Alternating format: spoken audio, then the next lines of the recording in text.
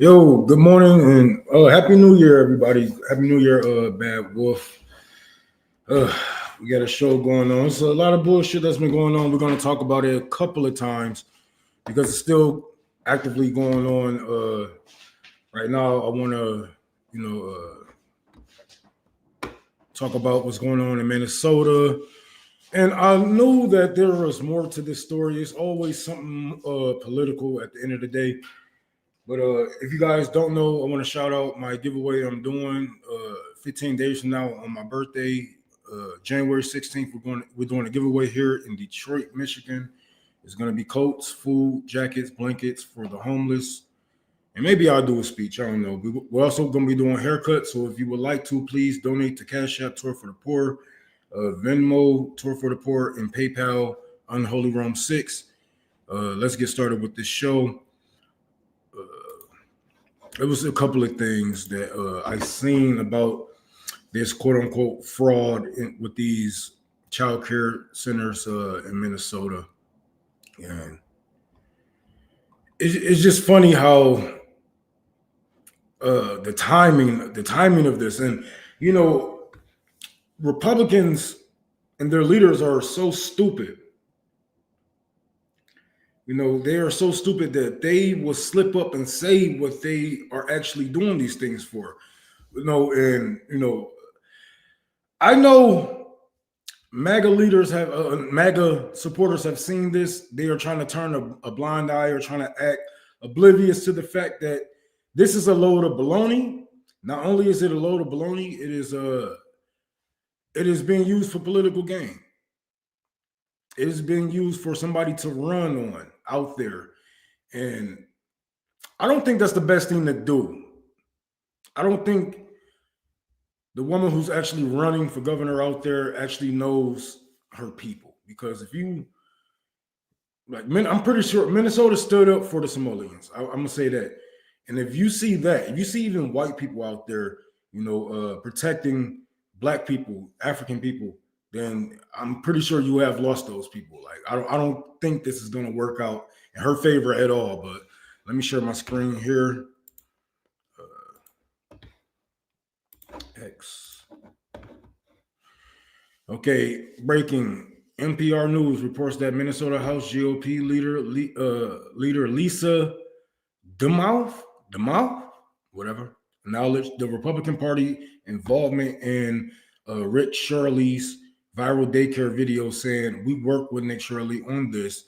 That matters because the video has been wildly framed as independent citizen journalism." Minnesota officials have said fraud investigations were already underway long before the video, and inspections have not backed up many of the claims made about specific.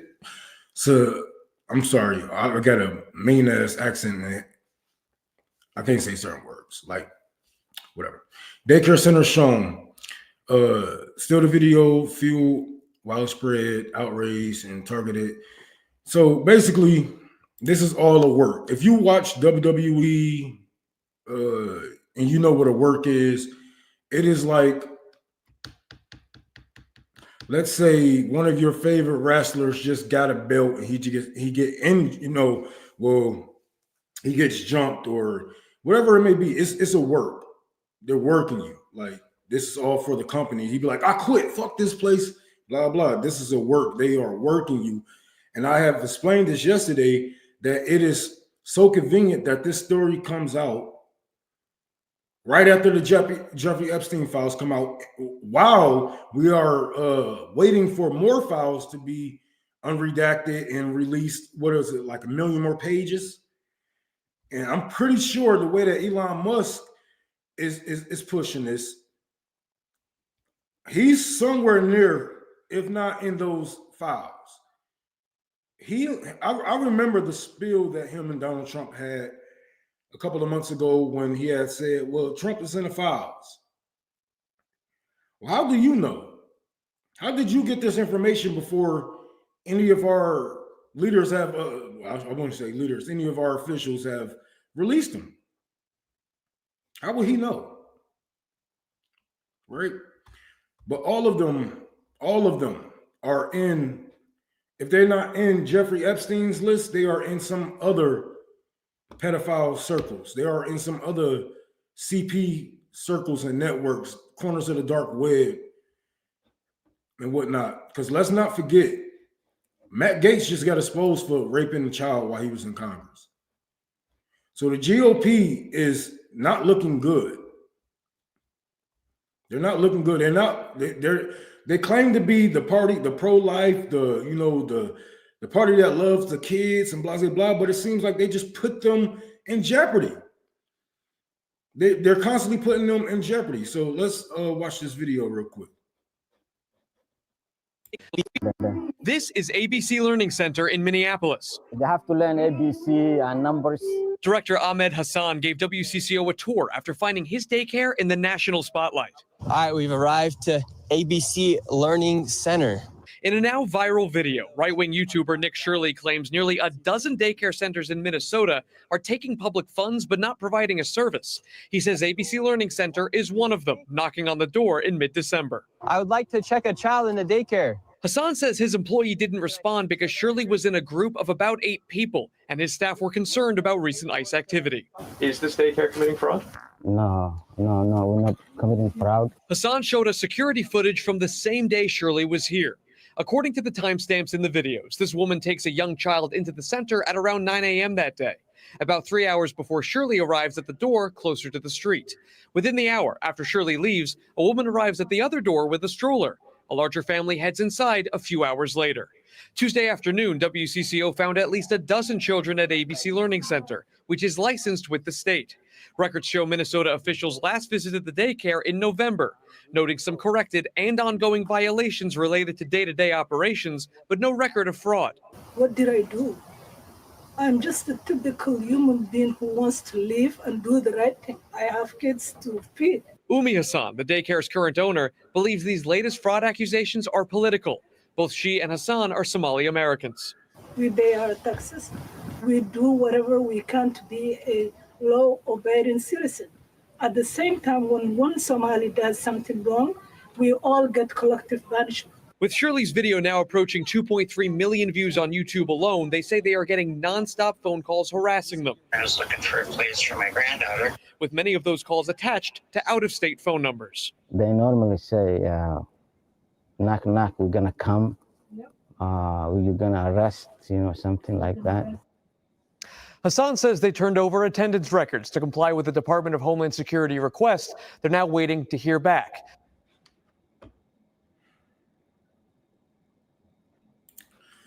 And in the midst of all of this, of them trying to protect children, Trump has cut funding for these children. The party of pro-life, the party of children, Trump cut their funding. So you see how you do so much harm with so much little. Such a little thing can do so much harm.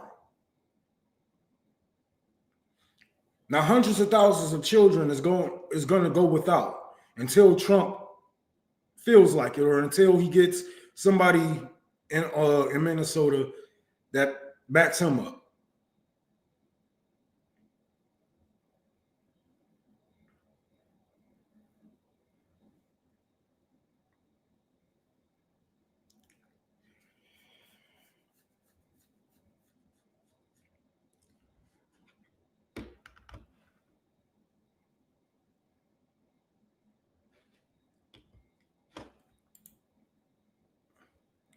Man, shut the fuck up.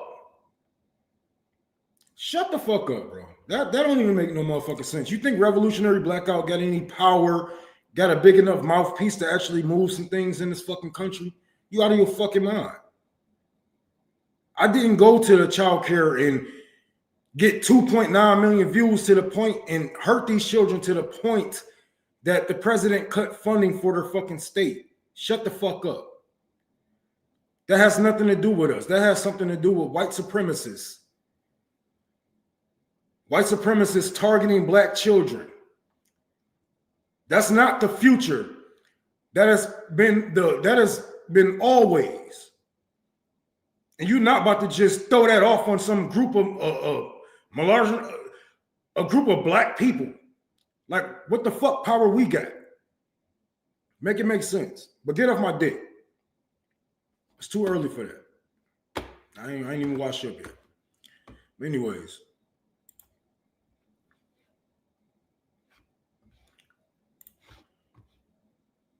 And they don't see, like, I understand what the caretakers were saying. Yes, there has been a boost of ICE. And if I seen masked white man running up to my building, I wouldn't open up the door either. I wouldn't open up the door neither. It's like 8 white men out there with cameras. Like, I don't know if you guys understand the reputation that you have, you know, around children or public places. When people see white men with gloves on in the Walmart and shit like that, y'all don't have the best reputation when it comes to children. So it's understandable why they will be hesitant to open up their doors to some strangers, not even with kids in their hands. And if this was really journalism, you should have brung a child, put a hidden camera on their buttons, and just sign them up for the daycare. That's journalism. You could have easily went in with that. That would have been way easier. But that isn't what you want. You don't want the truth. You want to harm these children. You want to harm these communities.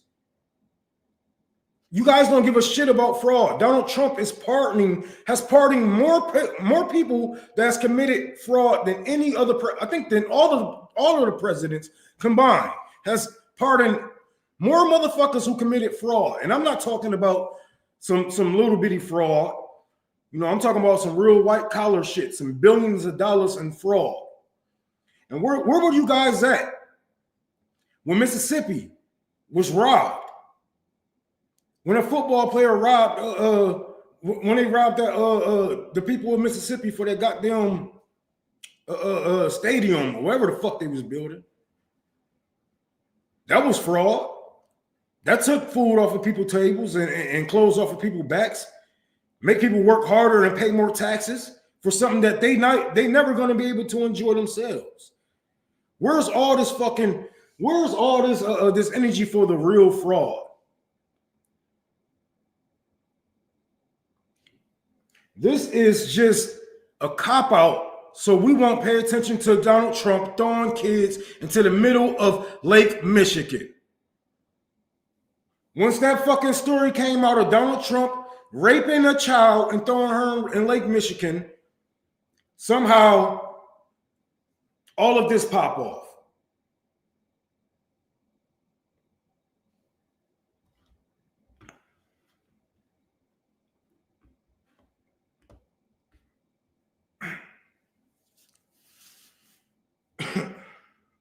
Yeah, Brett Favre. What about that cracker? Go get his ass. Like, what the fuck are we doing here?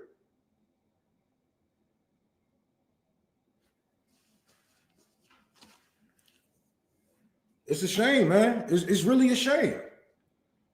It's really a shame. And it's pitiful. It's pitiful how these bootlickers just kiss the ring of all of these pedophiles running our countries, and you have everyday citizens kneeling and kissing the ring. And that goes for Democrats and Republicans. That goes for voters too. I'm not letting y'all off the hook because everybody think, oh, well, if Kamala Harris got in, this would have been different. How, my nigga? Break it down to me, piece by piece. How is any of this is going to change?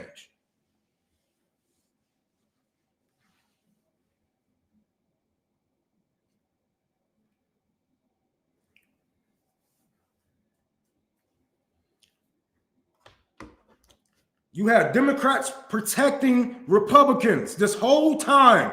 Democrats knew this shit.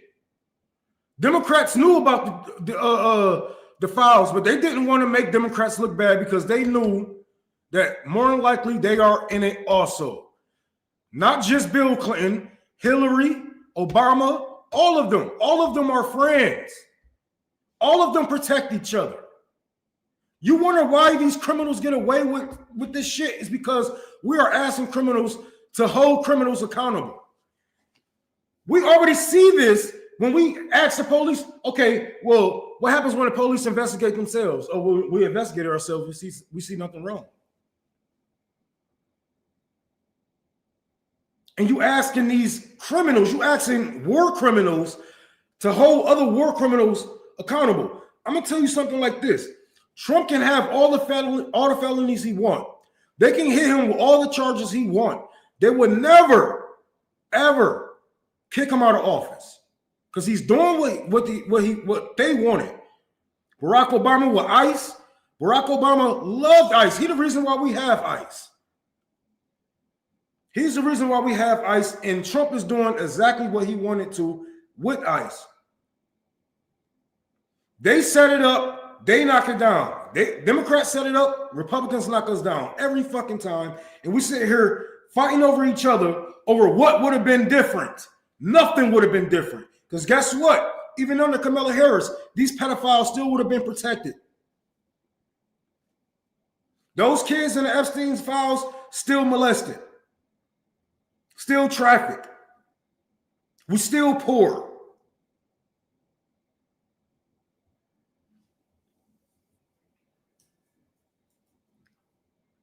Now is not the time to talk about what could have happened. Now is the time to get your shit ready and get out of this crumbling empire. If you don't have any felonies, if you're not landlocked in America, in the States, get the fuck out of here. If you got a little money, get the fuck out of here. Just go, man. Nothing is going to change until we change it, but we're not going to have change because we constantly have people like this. Hold on, where does comment go? We have people like this. People like you, who? People like you, what? What you mean by that? Try to pretend both sides are the same, which helped Trump. These people don't see the U.S. as an empire. They don't see us as a white supremacist. The way we look at Israel is the same way that y'all should be looking at America. I'm not here to save the empire. I'm not here to put people in positions of power.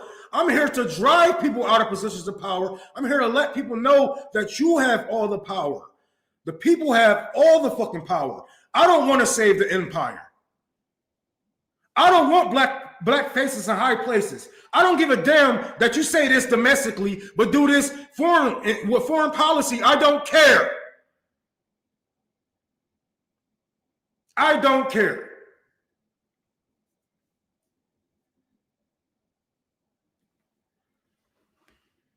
And it's the majority of Americans like this.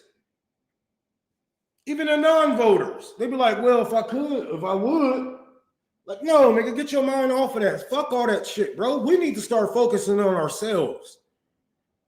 We need to start focusing on ourselves. I'm telling you, the government, they are literally telling us, fuck you.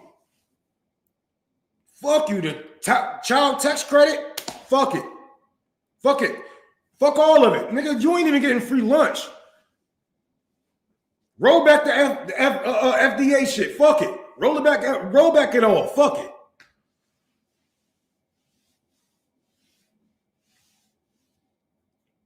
They don't care what's in your fucking food. I don't give a fuck what RFK is talking about. They don't give a fuck what's in your fucking food.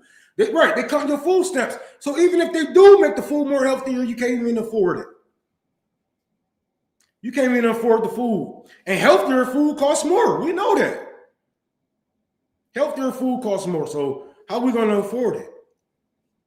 We have to start focusing on ourselves. And if that means leaving the US, don't be too prideful as a leftist, as a communist, because you can still do work abroad. And more likely you will be safe there. You'll probably be safer there. Don't feel too prideful to leave. I know there's a such thing as survivor's guilt, but somebody have to survive. We all can't go down with the ship. Somebody got to tell the story. Somebody got to fight. Somebody got to rebuild. We all can't die with each other. So don't be too prideful. If you can, please, I'm begging you, get the fuck up out of here. Because there ain't nothing else here for you besides 40-hour work weeks, 50-year mortgages, cuts on your Social Security, record-breaking funding to ICE, record-breaking funding to the military, record-breaking funding to the police. You know, they reported like, what was that? Damn near half of the jobs that was listed had no intentions on hiring anybody. So the whole job market is just a fucking sham. It's just a lie.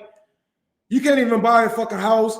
Zulu, you don't, come on, man. I know we all going, we go on those fucking websites sometimes and be like, oh man, if I had a fucking $100,000 to $200,000, I'd buy this house. If I had $1 million, I'd buy that house. Stop dreaming.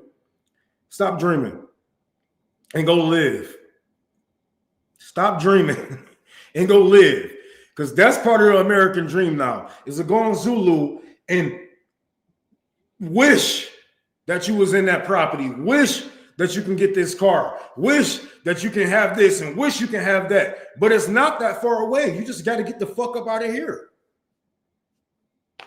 You know?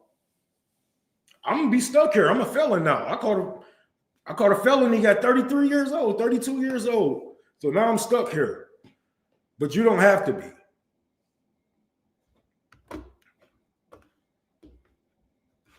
You don't have to be. You don't have to put your children through this. They don't have to live how we live, man. Marry a Dominican. No, I'm with a black woman. I'm not single.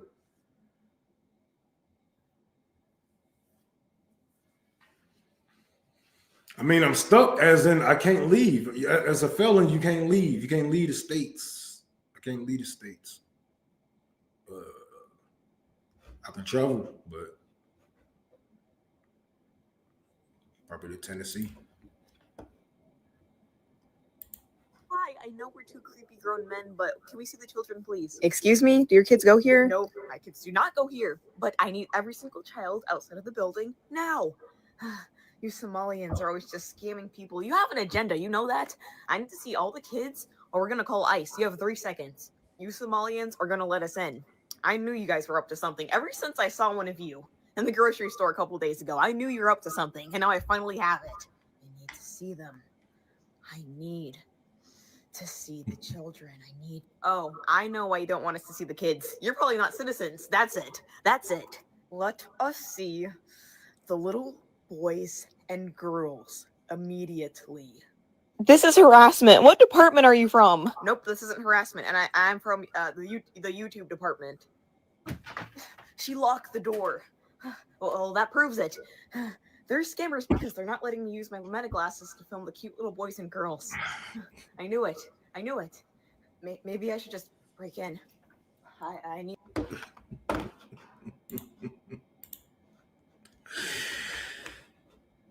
If your job was to protect children, what would you do in that situation? Would you let some creepy white dudes in your fucking building? I'm looking like, nigga, what the hell no? Do y'all know the times? And this is another thing. They are so out of touch. They are so out of touch. They don't even understand why, you know, people in the black community that's immigrants would be kind of shaky and letting white man in the fucking building. I'm like, no, it's either your ICE, a mass shooter, or a pedophile, man. Like, I would not let you in. I would not let you near these children. I don't give a fuck what the hell your agenda is. What shit you pushing, your racism, none of that. Don't, no. Because my job is to protect the kids. And shout out to the caretakers out there in Minnesota. They actually protect those kids, man. And that's what it's about, you know. That's all what it's about, man. Taking care of those fucking kids, because Whew. Wing. All right, now that I got your attention, I want to move on to this next story. I want to talk about the gaming industry because, you know, a lot of people that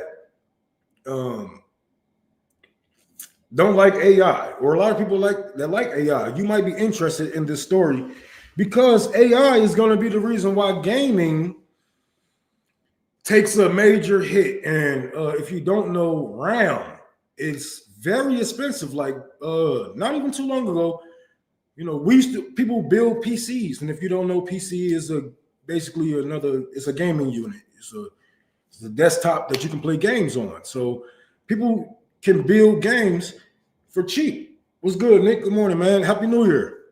But RAM has went from like $60 to like $800, and that's like an emergency. That's bill money, that's rent money. Like, that is crazy, right? But the thing is, they stopped building RAM for, you know, everyday consumers, and they start building RAM for these people who develop AI and these whatever the fuck you want to call them, these factories. So first it was the GPUs, now it's the RAM. So RAM being $900 is basically taking the hands out of the consumers. And, you know, I don't know, man.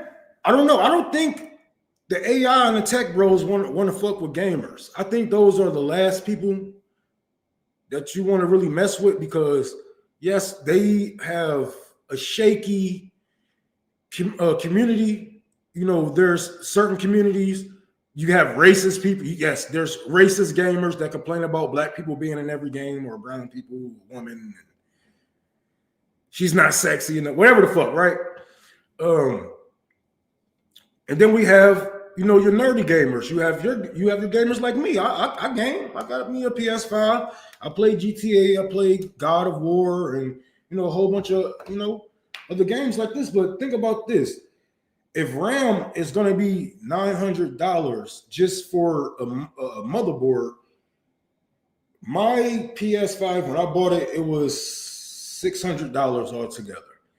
This thing is going to be about the next. If they make a console, I think this is the last consoles that we will ever see would be like the PS6 and, you know, whatever new thing that Xbox got. I don't know what Xbox is doing. I'm not an Xbox guy. But the next console is going to be about $2,000 if that's the case. $2,000 for a console, and I think they are weighing their options to where it's like, is it worth it? Is it worth making another console that, you know, only, let's say, 1 million people is going to be able to afford? It's not. It's not worth it. So, yeah, it is. You say nah. You say 1,000. I say $2,000. I was playing all night. Matter of fact, y'all add me on PlayStation.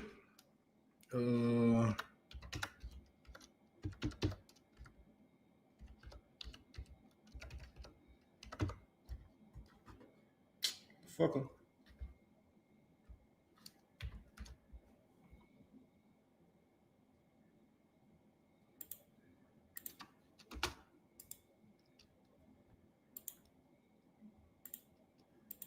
I'm sorry, I'm old. I skipped a lot of class. What you mean? YouTube rejected your comment. It usually means they think it's spam.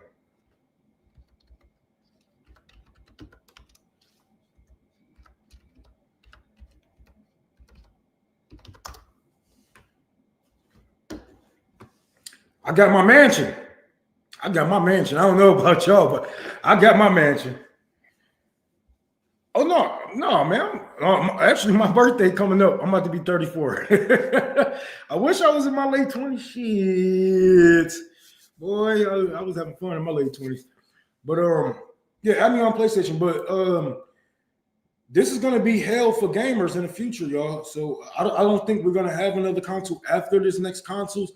And even then, if you are a PC player, hear me Well, get y'all asses outside. I know you heard this from your mama, your daddy, your girlfriend, your cousins, but y'all got to get out and protest. I'm sorry. Y'all got to protest AI. Y'all got to protest these motherfucking tech bros. Y'all got to go to these facilities because I know a lot of you don't care about fresh water. I know a couple of you don't care about fresh water. What's that one cracker name? He was drinking that water.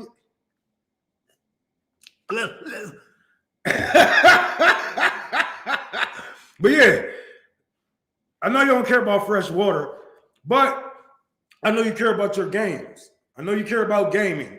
And sometimes people use gaming for their livelihood. People make, and I'm not just saying money, people make millions of dollars off these PCs.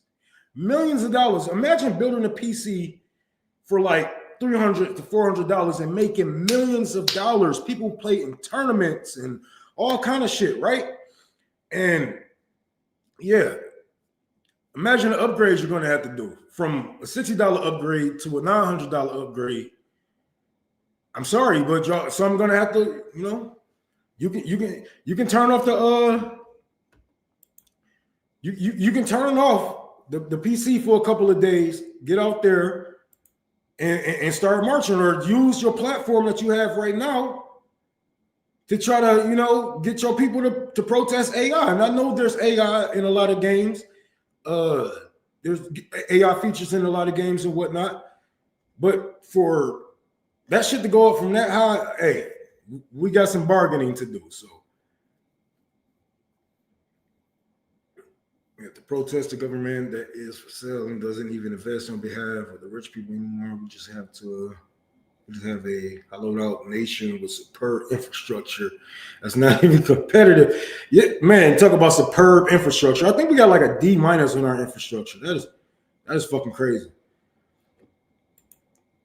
Osmongold. I'm not pronouncing it. I don't give a fuck about that guy. But yes, and GTA, a lot of people was leaving out the real reasons. I done heard so many conspiracy theories. I done heard so many people say this, it's that, it's blah, blah. But the truth is, the billionaires, the people who became billionaires from Rockstar do not want the people to unionize. The people have been underpaid. They have been overworked. They have been putting in so much work to make sure GTA 6 come out at a good time and have the great graphics that we see in these trailers and whatnot. But a lot of people say, "Oh, maybe they just testing this. Maybe they testing that." That's why they put the mansions in GTA 5. They just testing it and testing this no. They're on strike. The workers are on strike, and they're getting bigger. They're getting more workers out there. That's why they have pushed it back not only 1, 2, 3, but 4 fucking times, because the strike keep getting bigger. Because people figure if we unionize, we can, you know, we have more control. We have at least we can get a little bit more money from the game, or get a percentage from every sale, whatever the contract may be. But you'll be better off under a union than an independent contractor. Because an independent contractor, they just come in, have you working the same things, but paying us different wages. Shit, hell, some of them might be fucking interns. So it makes sense why, you know, Rockstar workers would want to unionize. And this is something that I have been saying for a while, that the reason why gaming sucks so bad right now is because the developers don't have any more control like they used to. You know, they don't have the creative control like they used to back in the days when we had Sly Cooper, you know what I'm saying? And damn, you know, I can go back to some good games, you know what I'm saying? Even the regular games, you know, like Mario and shit like that, like they don't have that control no more. It's all these billionaires, all these corporations, it's all these politics and all this shit. It just, and then they give you a half-ass game. You know what I'm saying? Like Call of Duty is notorious for this. Call of Duty is notorious for this. The last Call of Duty I bought was like 5-6 years ago. And when I bought it, I was playing with my brother. That's when we can do like cross-play with Xbox, PC, and stuff like that. I bought it, and then they was like, I went on to play one day, and they was like, oh, we on this part of the game. And, oh, you need to pay $50 for this DLC. I said, what? I paid $60 fucking for this game. Why do I have to pay $50 again? Oh, well, this is an add-on, but bro, why didn't you just make the whole fucking game and sell it to me?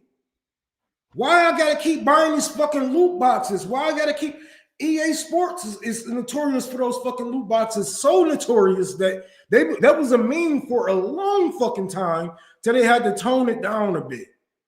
But they're still selling you those loot boxes. They still are paid to play, and that's what that's what really sucked the fun out of gaming. The pay to play shit. I need VR books and shit like this. Like I never said no shit like this to my mama. The only thing that I said to my mama or my aunties is, "Can you buy me a memory card?"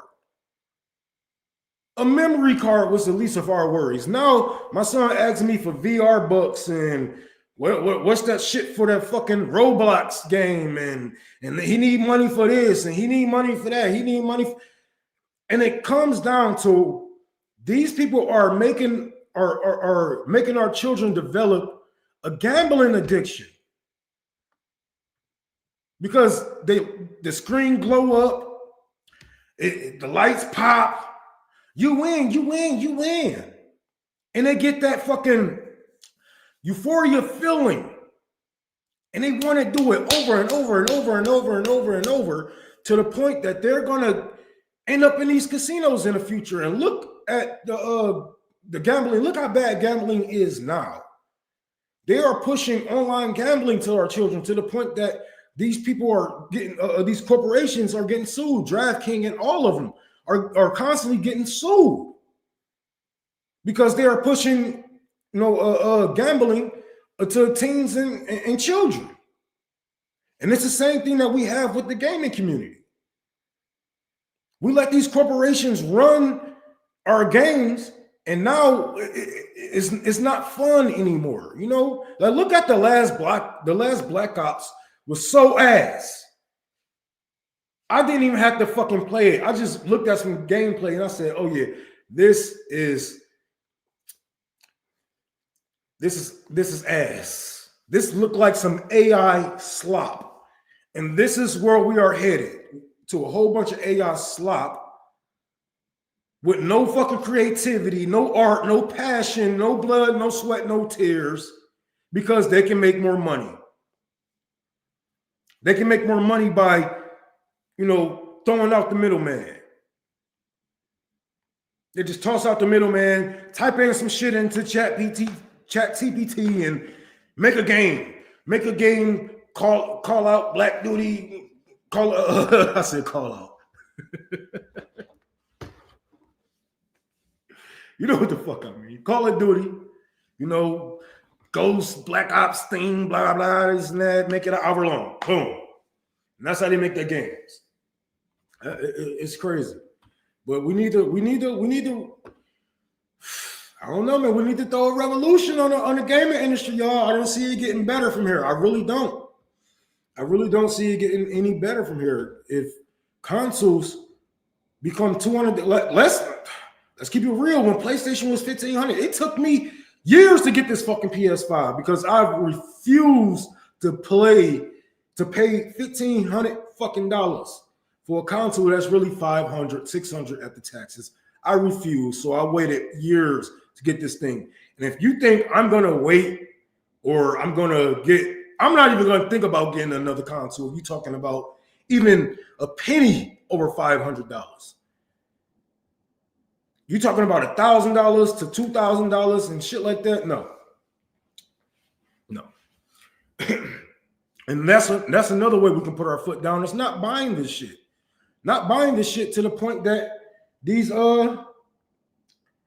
to the point that these corporations, these gaming corporations, Sony, Nintendo, Xbox, Stream Machine, they will have to step in and say, hey, we're not selling any units. We need to do something about this. So I'm not getting GTA. I'm not getting PS5 until GTA 6. Damn, and I don't think well, they said that shit pushed back till next year. And I know it's 2026. Yes. Oh, David, thank you for that $50. If y'all don't know, we're doing a giveaway in Detroit, Michigan. Coats, jackets, blankets. I'm gonna try to get some hats too. And food, haircuts. We're gonna be out here on the east side. If you are in Metro Detroit area or in Michigan, please let me know. We're gonna be on at the Wellness Center on Mac Ave. If you have Google, you can just Google it. We're gonna be out there all day. I'm gonna get out there early. We're gonna have baked chicken, barbecue chicken, some macaroni and cheese, some rice. You know what I'm saying? I'm gonna season it real good. We're gonna have some black people food out there. So come out there, help out, eat up, take your ass home. I know it's gonna be cold, but the people need us just for a day, and we can try to help who needs to help. So if you can, please donate to Tour for the Poor, Cash App, Tour for the Poor, PayPal, Unholy Rome 6, Venmo, Tour for the Poor, all lowercase.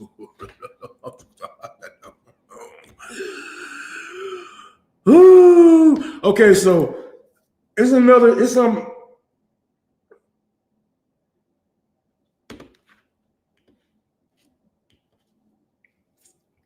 oh yeah, it's gonna have to be a lot of education. A lot of education is going to be needed. Trust and believe that. We're not going to just be like, oh, well, shit is too expensive. Let's riot. Because if that was the case, people would do it for the rent. People would do it for this. People would do it for that. But I think the gaming community is, we can propagandize them enough to where, we can get this to people with larger platforms to be like, oh, no, I don't agree with this, And, it sucks to say, but a lot of people in America like to follow the leader. So if we can get some people with some large platforms to say the same thing that we are saying, or at least, touch on this, how RAM, and how you are affected by this personally as a gamer, then I think we can get some, I think we can get the gaming community upset enough to be at least, at least want them to regulate AI a bit more, because I'm pretty sure people in the gaming community like AI. It do some good for games, but not all good.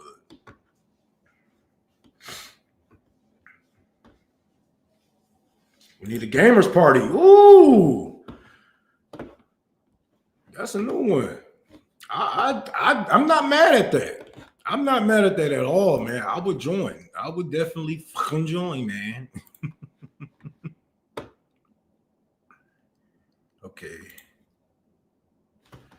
I don't know shit about making games, but goddamn, imagine if we had some people that could play, that ties it all together for them and walks through exactly.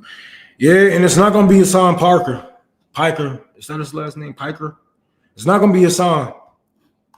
I'm gonna tell you that much. He gonna be like, yeah, guys, AI is tearing our asses apart, but hey, we just need to elect more Democrats. More democratic socialists.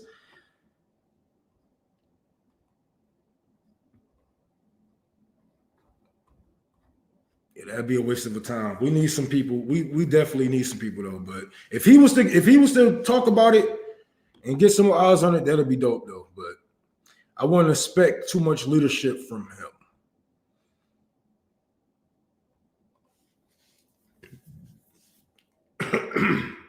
It's a story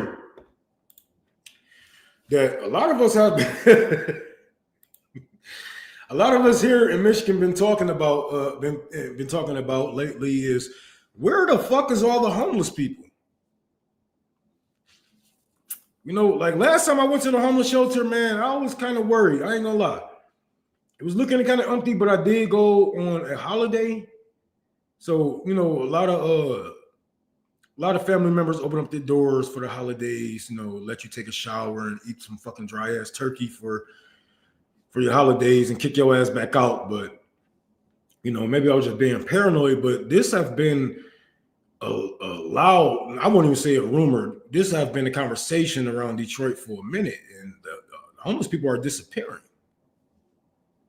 Homeless people are disappearing, like dead ass. Like there has been people that has been a part of our community for 30, 40 years. And yes, they are on drugs. You know, they may be on drugs, they may be homeless, but they have survived the worst. They have survived the worst winters. They have survived the worst drugs that the government could put in our neighborhoods. And for some reason, they are just disappearing now. I have known crackheads all of my life. I have known people that have been crackheads all of my life, and they are still alive, ticking, and strong as fuck. I knew something was up. Something was weird, because I used to sell crack to this guy, and he used to work at a store. And one day, you know, I went to the store, you know, buying some liquor and shit like that. I ain't selling no more. I ain't selling in a long time, but I used to sell to him back in the days.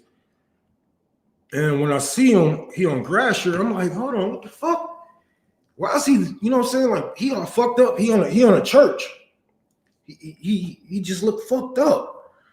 I'm like, I pull over, I'm like, you know what I'm saying? Like, what's going on, bro? How you been? What's going on? He like, oh, Rome, what's going on? This and that. He's stretching. I'm like, hold on, that's not crack, bro. That's not crack. Like, it's like, what, man, you good? He's like, yeah, man.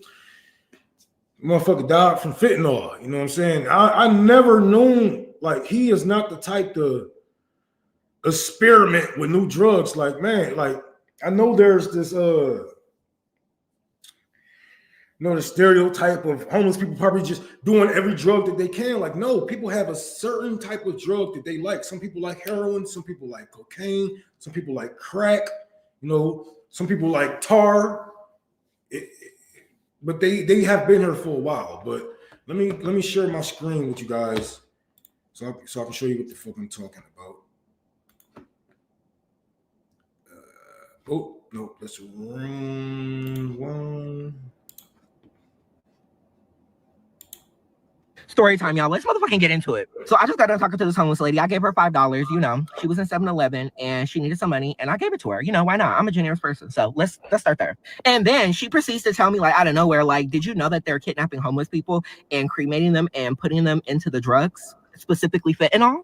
And I said, hold on, wait a minute, little mama. I said, wait a minute. I said, girl, are you for real?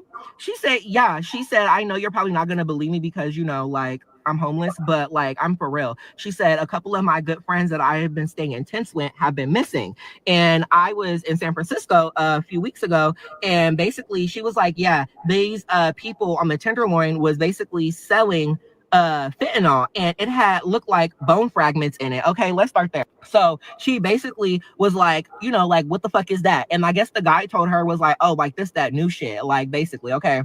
And then she says she starts to have like a panic attack, and she starts to get into it with the guy and was like, no, those are bones, either from some animal or some fucking person. She was like, like, I don't want no parts in that. Okay, let's end that right there. And then she fucking tells me last week she almost gets kidnapped by some strange fucking like people, like a group of men, like out in San Francisco again, right? So I'm like, girl, what is going on in San Francisco? Because I told her just a few months ago, I had posted a video about how they're kidnapping people in San Francisco, like in broad daylight in like a thief in the night. And I have a video of a van, like literally just looked like it got done snatching somebody up, and they are speeding through every stoplight, every fucking stop sign. Like it's bad. So I'm telling her, like, my experience, like from what I've seen when I was in San Francisco, just driving through that bitch. So then she tells me, she's like, yeah, like I got almost kidnapped last week. And she's like, I got away. And she's like, I'm scared to go to the police because she's like, I think they're police officers. And she says the only reason why how I know I think they're police officers is because basically like one of the guys she can tell from the build and how they are, because you know, she said she used to be a prostitute like some years ago, and she says she knows police officers, body language, like all that. And she said, like, this was a police officer. So I tell her, I'm like, girl, yeah, you need to do something. Like, maybe you just need to stop going to San Francisco, or and it's not far-fetched when you think about, you know, people in these groups or gangs, I would call it. The police, they have a high record. Like, they stalk people. They stalk people. Like, if you don't give them your phone number, they will stalk you. There's been hundreds of women coming out with stories of police officers stalking them. And who can get away with something like this besides people in certain type of leadership roles? People would say so and know the city. Nope, they got certain connections to other powerful pedophiles. ICE, the police, CPS, all of them are kidnapping children, grown adults, homeless people. And it's not just in the West, it's happening in the Midwest, in the South, everywhere. Everywhere. And I explain, there's too much of this shit going on. There's too many people missing for our government not to be involved. We live under the Patriot Act. We live under the damn Patriot Act. We are surveillanced everywhere, every fucking where. Right now, the feds are probably watching me, and you telling me you don't know where these people are going. And some people target the homeless because of the fact that they are as vulnerable as children, if not even more, because they have been shunned away from their families. You know, they might not be in the state that they were born in. You know, they don't have any family in that state or any people there. They don't have any money, nothing, no records, no dental records, no nothing. Might have been homeless their whole life. So they are an easy target, an easy target. And I know there's people going to be, why would you want to kidnap homeless people? Why not? There's lots of reason to kidnap homeless people. Not only fucking organ trafficking, sex trafficking. You know how many women that that are stuck prostituting for these Johns and for their pimp that have to be on drugs. Like, there's a lot of women, and I'm not talking about regular sex workers who, you know what I'm saying, who sell their body for themselves. I'm talking about people in slavery. They are on hardcore drugs. Hardcore drugs. And now we have stories like this coming up. Hold on, let me find this story, because this happened in my backyard. What the fuck is this story? Where people they raided a house. They raided a house and found a whole bunch of women being held captive. Hold on. Damn it. I thought I saved this fucking story. They was being sex trafficked, driven all around America.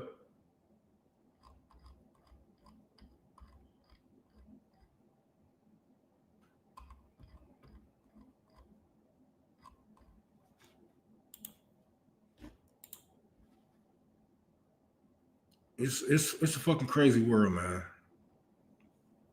Damn it. I just saved this damn story. What the fuck?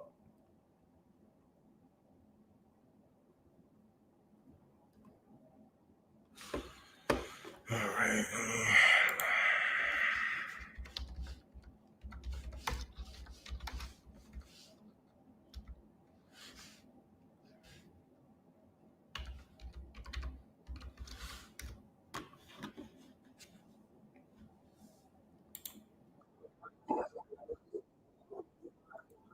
Okay, I found it. Forgive me for that, y'all. I had to make sure I get the right video. Share my screen. in Detroit, and police tell us that they learned of the operation during questioning at a stolen car complaint last Wednesday. 7 Action News reporter Sarah Michael spoke with police about the disturbing rules the human trafficking victims were living under. The house where these crimes allegedly happened is on this block. Neighbors tell me that they saw people coming and going constantly. They feared that it was a drug house, but the reality is even worse. There was violence in there if they didn't do what they were supposed to do. Those are the conditions Michigan State Police say 7 women were living under at a home that police raided Monday night in Detroit. They weren't allowed to have phones. They weren't allowed to have their ID. They couldn't leave the house on their own. They had certain quotas they had to make as far as money from each day, or else they were beaten. According to Lieutenant Shaw, the women were victims of human trafficking, and they weren't all police found Monday night. In total, police raided 3 houses on the street. In one of them, they discovered a 105mm projectile that they say was secured for destruction. 18 people were arrested and questioned throughout the night. On Tuesday, 4 male suspects remain in custody. It's really important to know that a lot of these victims are runaways. We see a lot of girls and boys that, run away from home, end up, they're feeling sad for whatever reason or looking for attention. These pimps give them that attention at first. Shaw tells me it's common for predators to purposely get victims addicted to opioids if they aren't already.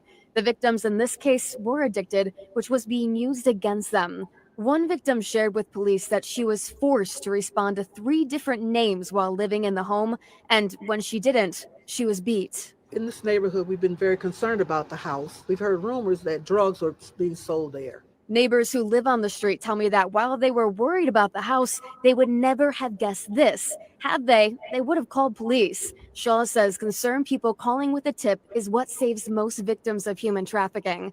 And unfortunately, there are always other cases out there.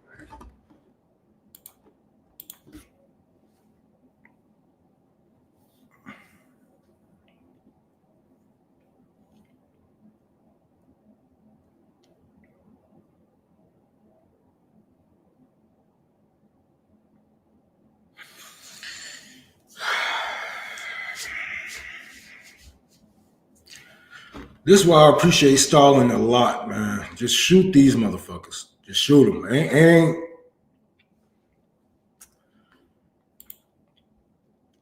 Just shoot them. There is no camps for that type of shit. There is no rehabilitation camps for that type of shit. There is no re-education for that type of shit. You got to kill them. And if I'm sorry, but did it sound like the police was blaming the victims?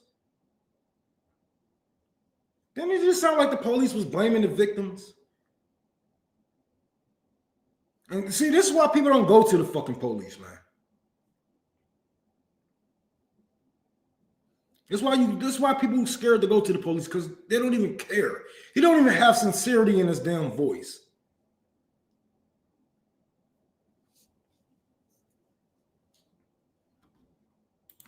Alleged. Why you got the motherfucking... It's right there. What you mean alleged? You got the fucking... The victims. They are fucking testifying. What you mean alleged?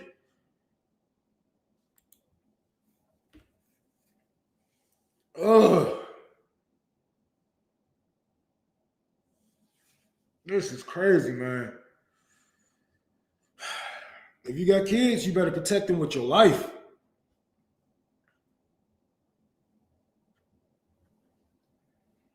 You better protect them with your life, because people out here that will take advantage of them. Man. Yes, that is true. Yes, that is true. Here we are in the 21st century, and people still, people still in slavery. It's fucked up. You in slavery, systematic, and you enslaved by your own peers. That about it, bitch.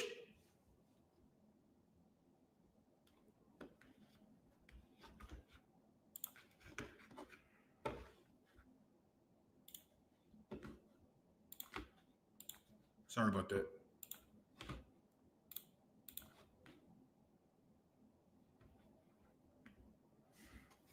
Yes, hold on. I was about to share my screen, but yes, this is what I mean about him blaming the fucking victims. What you mean looking for attention? Like,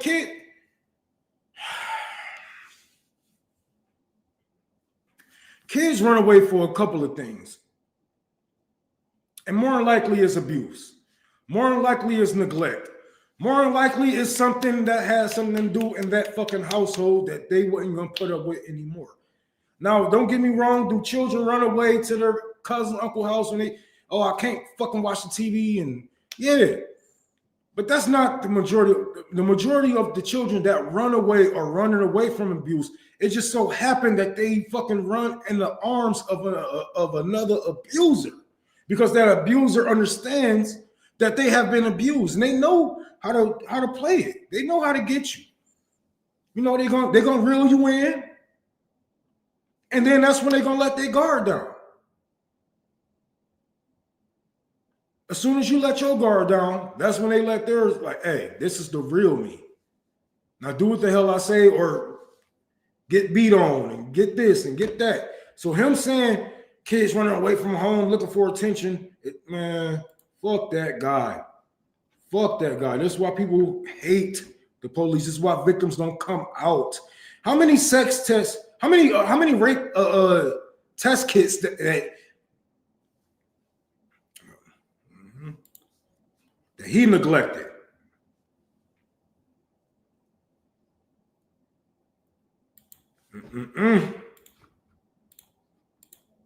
All right, story time about how my girl and my daughter was almost human trafficked. Now listen, it's a plaza on 12 and Van Dyke. You got Walmart, Five Below, Marshalls, might be Old Navy. It's a bunch of shit over there. My girl wanted to go to Marshalls. Every time we go into Marshalls, we kind of do like a split up thing. I'll go look at some guy shit. She'll go look at girl shit. Boom. We split up. And my girl was like in the back of the store type shit, in the back of the store. So she ended up calling me like, I don't know. I don't know if she called me or I had walked up, but she like, this dude look like he kind of like following us a little. I don't know if this dude was Mexican or Indian. I just know he was foreign. He was foreign. He looked like he was a little foreign. He wasn't like a white dude or a black dude. I see the nigga, and I'm looking like he just looked weird as hell. He walking around. I'm talking about no cart, no bag. He just browsing. Now I'm walking with my girl now. I'm just peeping, dude. I'm silent as hell. I'm just watching this nigga. So my girl walking around. I'm walking around right behind her. I'm talking about everywhere we go, every eye, we popped all around the store. Everywhere I go, I see this nigga to my right. I'm trying to play it chill. I'm just like, what is this nigga on? This nigga following. He ain't got no cart, no bag or nothing. I'm trying to be chill. But boom, we end up leaving the store. I don't really think nothing about it. It's over. I don't really think nothing about it. I'm like, okay, maybe it was just a coincidence. I ain't really thinking nothing about it. You come out to Marshalls, all you gotta do is walk this way and walk around, and you can go to Walmart right there. So we end up walking down to the Walmart. Why is we in this Walmart? And I see this same motherfucker in the Walmart. No bags, no cart, no nothing. He is popping up everywhere we go in this damn Walmart. Boy, I cut up so motherfucking fast. I know a nigga ain't following me in this bitch. I know a nigga ain't following my girl. What? I'm talking about that nigga skedaddled. You ladies, you young ladies, young black mothers, y'all need to watch out. Because it's really people out here getting, you know what I mean? It's really people out here getting snatched up. Like, and if you ain't with no male figure, even if you with a male figure, obviously, as I just said, like, they will still try, like, and still be lurking around, waiting for y'all to split up at some point. And then, boom, you can't find your girl. Boom, you can't find your daughter. Y'all need to make sure y'all have some type of protection on y'all, or make sure y'all with males, because these motherfucking traffickers is crazy nowadays. I'm talking about that shit can happen to anybody. This was on 12 and Van Dyke in Warren, Michigan. We at Walmart, Marshalls. Nobody thinking about that shit, but that shit can happen to anybody. And it's so sad that it probably happened to a lot of people. And I'm glad I didn't leave my girl for too long of a period of time like I usually do. I'd be somewhere not paying attention and doing my own thing. I only come with this story because I just seen another lady on Facebook say the same shit happened to her in the same plaza, in the same city, that same Walmart. I'm like, oh man. So it got to be some type of ring going on over here. Y'all stay away from that damn. Again, that's not too far away from me. That's not too far away from me.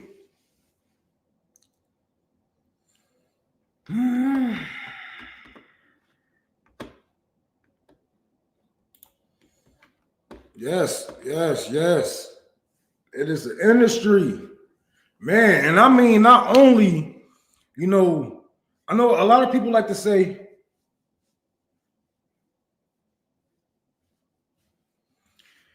say, the elites, but we have to remember the hospitals too. Yes, the hospitals too.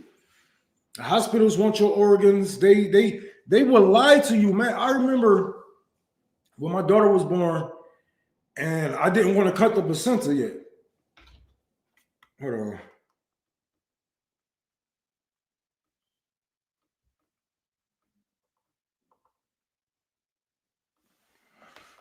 I didn't want the placenta cut until it dried up. And it was like, oh, well, we do this now, blah, blah. No, I know you get money from it. I know you get hundreds of thousands from this placenta. No, you're not cutting my daughter placenta. I'm not cutting it. So, we had a little back and forth with it, and I said no. And that's what it was, but yes, the fucking hospitals are in on it too, man. They have you can watch episodes about this shit. They will literally let you die. They will let you die to take your organs. They will let you die, bro. And I got into it with one of my comrades because she was saying, I said, hey, take your name off the donors list because they will kill your ass and take your organs. And the thing is this, a lot of these organs that we was getting into about, because truth and be told, I know people who need organ transplants. JB was one of them. My friend mother is another. But the majority of these organs are going to Israel. Do y'all know that Israel has like one of the biggest, they are like one of the biggest hoarders of human organs. So they probably taking our organs that we died, not only the Palestinian children that they are killing to death, taking their organs, they taking our organs also and shipping them over there. For what reason? Money, power, greed, I don't know. But it's sick.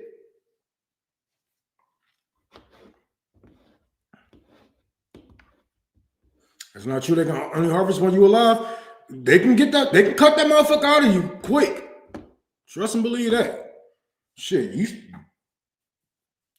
I didn't say they kill you. I said they will let you die to take your organs. They take that motherfucker up out of you. It's just so many evil people in this fucking world, man. I can't even blame it on the world. I'm gonna blame it on this system. This system is fucked up. All this shit is fucked up. They think we're supposed to be grateful for this shit.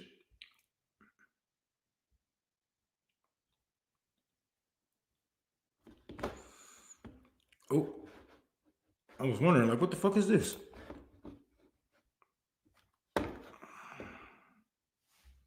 Oh, they took my video down. And I got an account warning. God damn. They about to kick me off TikTok, y'all.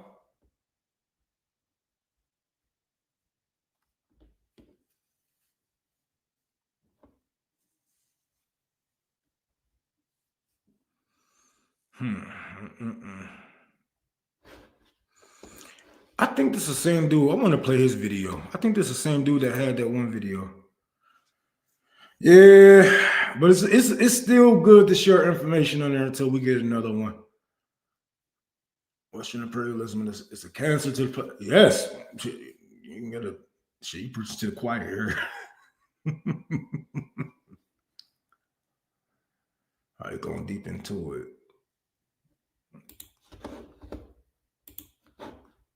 Okay. Yeah. I don't know know if you just get to a certain age or you just completely don't give a fuck anymore. Listening to the P. Diddy and all that shit, I wouldn't give a fuck if he get life or go home. I really don't give a shit. The Donald Trump situation, what's gonna happen, gonna happen. I'm not concerning myself with none of this shit. They talk about aliens. I wish the fuckers would come. I swear to everything I love, I wish they come, take whoever the fuck they want, and we can just move on with our life. If they gonna go to war, bomb every motherfucking thing, start this bitch over. It's at the point now, you getting tired of hearing the same fucking rhetoric every fucking day. We know they not going to jail for the shit. They gonna protect themselves. We know a war is imminent. We know this shit.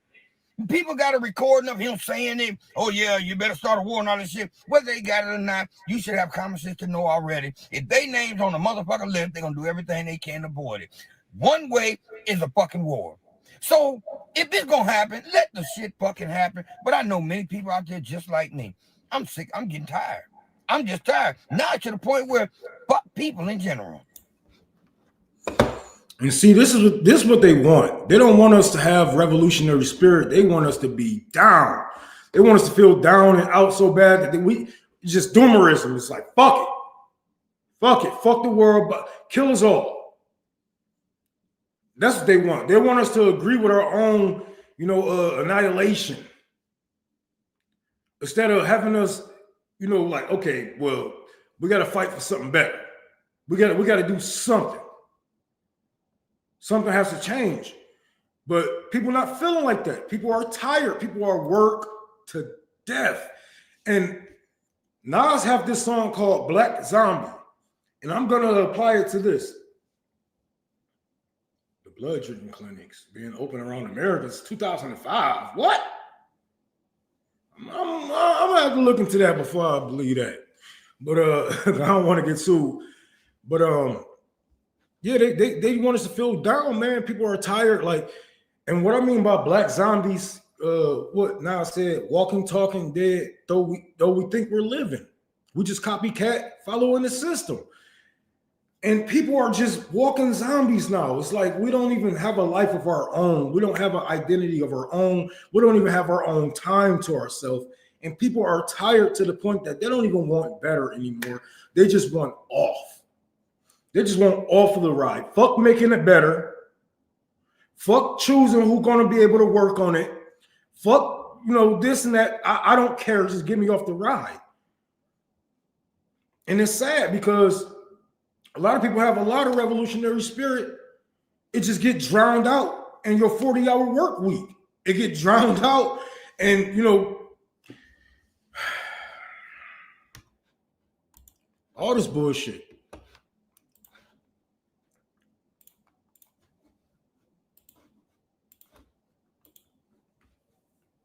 Fuck your job, fuck church, and the fuck is enough. All we do is work to barely get by. We pay our bills, we pay our rent, and we scrape up the pennies to try to put food on our table.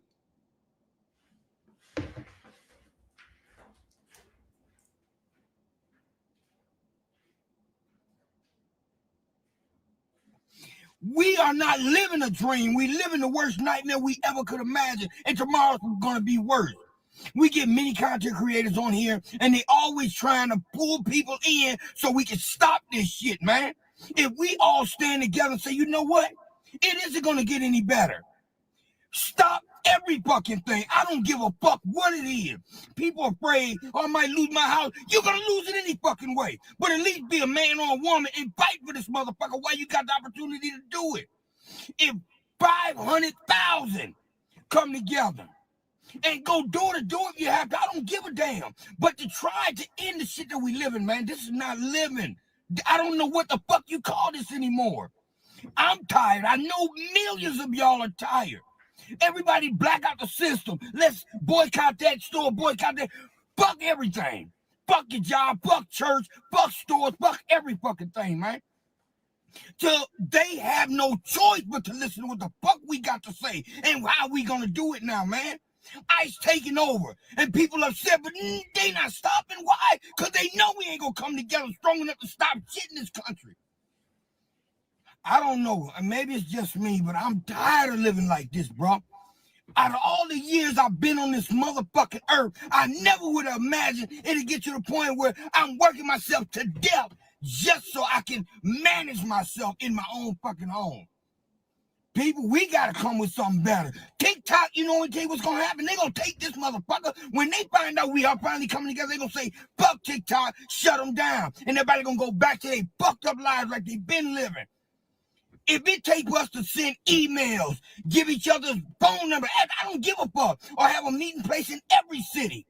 And say on a certain day, everybody go. And everybody that come to that motherfucker, I don't give a damn, we march the streets. We go door to door and we convince everybody. It's time to shut this bitch down, man. I'm tired of living like this and I know y'all are too.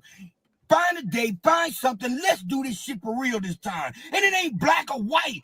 Every fucking American is being, how can I say, affected by this shit, man. We got to do better, bro. We got.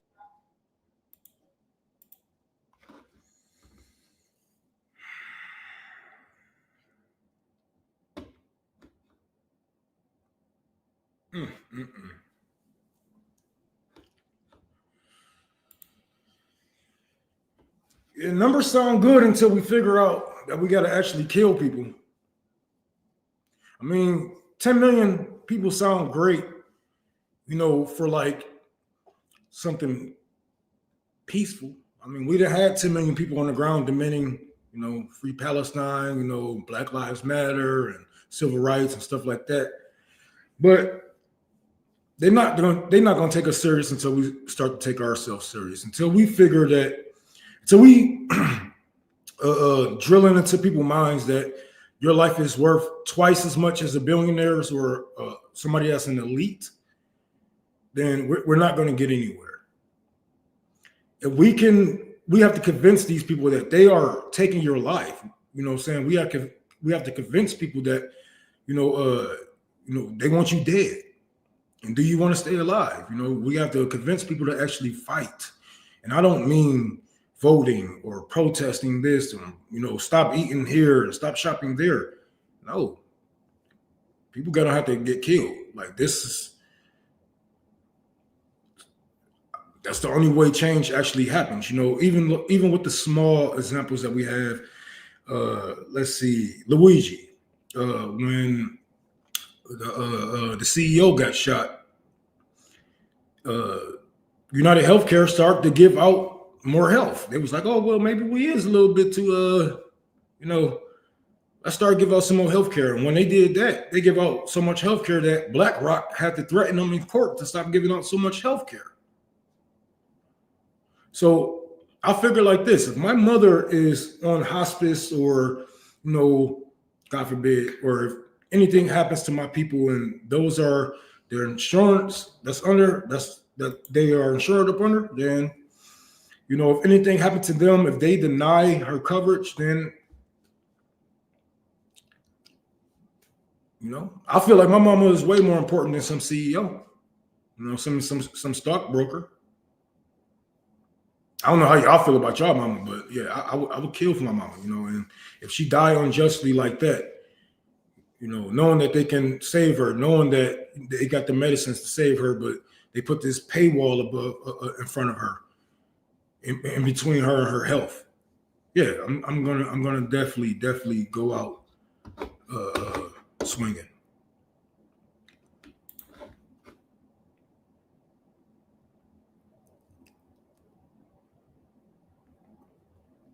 Where's that fucking video?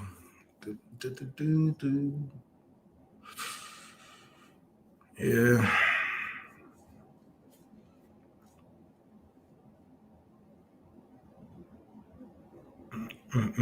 This shit is so crazy. But he's right. We got to do something. But I think everybody has a different thing. Like, you have people trying to save the empire. You have people trying to reform the empire. You have people that's bootlickers. You have people that's communists and socialists and all kind of shit. And it's hard to get people on one thing because they have been propagandized their whole life into thinking that what's best for them is what's worse for them. And in all reality, it's the opposite, because they teach us socialism is bad while they bond out their fucking corporations. You know what I'm saying? That was too big to fall. You know, it's socialism for the rich and welfare for the poor. It gives people, you know, people just been. We still got people that believe in a Red Scare. You know, we have people saying, "Oh, the communists collaborated with the Nazis because they signed a pact with them not to attack," and like every other country had. It's gonna take some real work, and I'm not talking about some DSA bullshit. Oh, we're gonna make socialism palatable to these people, and we're gonna make it not sound like socialism. No. We got to teach these people straight up, hardcore. We got to be so straightforward with our messaging, because if anything, you know, if you mix anything with your wording, it's whitewashing, it's pinkwashing. You're erasing history. You know what I'm saying? You're not telling them the whole truth. And this is why we have what we have now. We have a whole bunch of people that claim to be socialists, but they still speak CIA talking points because you never taught them as a leader. You didn't do your due diligence to teach them what real socialism and what real communism is.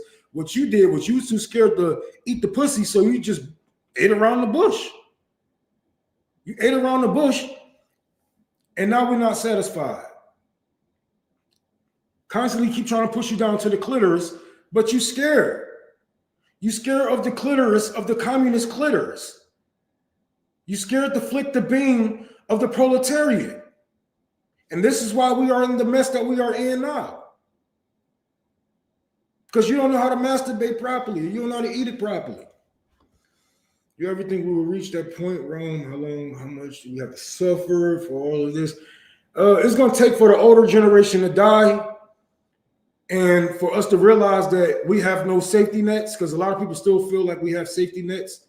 It's going to take for the older generation to die, for us not to inherit their wealth, because they keep saying that when the boomer generation die, it's going to be the biggest transfer of wealth in human history. But what they are not telling you is a lot of your boomer parents' wealth is tied to banks, it's tied to debt, it's tied to the homes and all kind of shit, the cars and whatnot.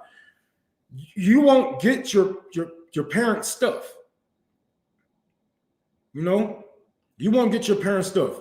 It's going to take for the older generation to die for us to be like, okay, we actually have to do something about this. Because if we think about it, it's not us that's really upkeeping these laws. You know what I'm saying? If we look at the voters and whatnot, the voter and their ages and what they vote for and whatnot, it's really, you know I got some older people here. If the shoe fits, wear it. If it don't, pass it to the next motherfucker.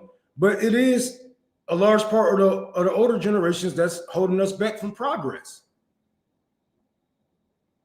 From civil rights to schools to, I don't agree with it, but gun regulation and whatever the fuck you guys want. It is the older generations that is holding you back, because the majority of you guys are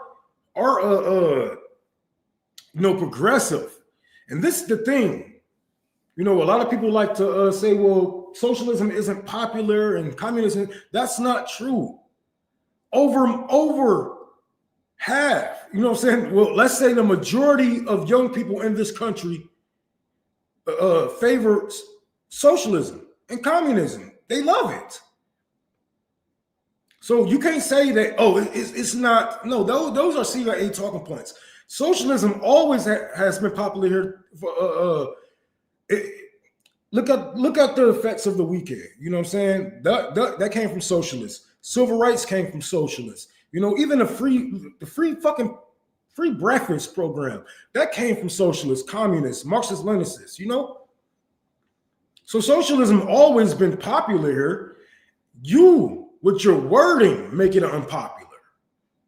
Because you're trying to hold this American hand, and I understand that they have been brainwashed through years of, Red Scare propaganda, but sometimes the truth will set you free. And holding their hand and trying to, soften the blow of telling them that, they might be a white supremacist. You're trying to soften the blow to tell them that they support white supremacy, and it don't do us any favors at all. Because I was going to make a video on this. I'm pretty sure TikTok is not going to push it out because I have a account warning. But hear me out.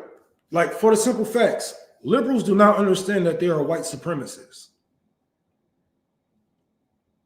Liberals don't understand that they have a right-wing ideology.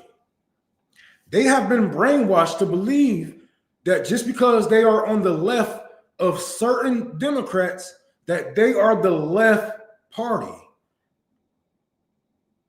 At the same time, they preach left-wing ideology, but they support white supremacy with Barack Obama.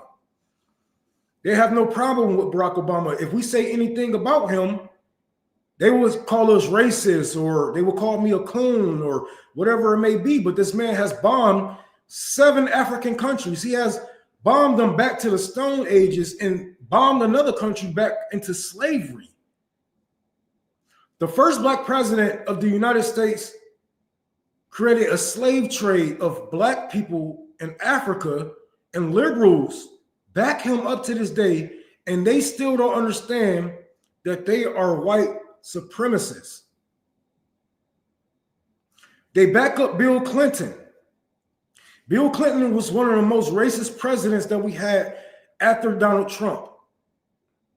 The 3 Strikes bill ran through our communities like a lawnmower. It broke up families, and people disappeared and we never seen them again. Or when we see them again, it was never the same, because of the prison industrial complex has turned them into something that a human shouldn't be. Savage, or maybe just lost his ways, got molested, raped, got his manhood taken. He not the same anymore. They still back Hillary and Bill Clinton, and they don't understand that they are white supremacists. Hillary Clinton went over there bragging about the countries that she has bombed, bragging about the leaders that she has killed.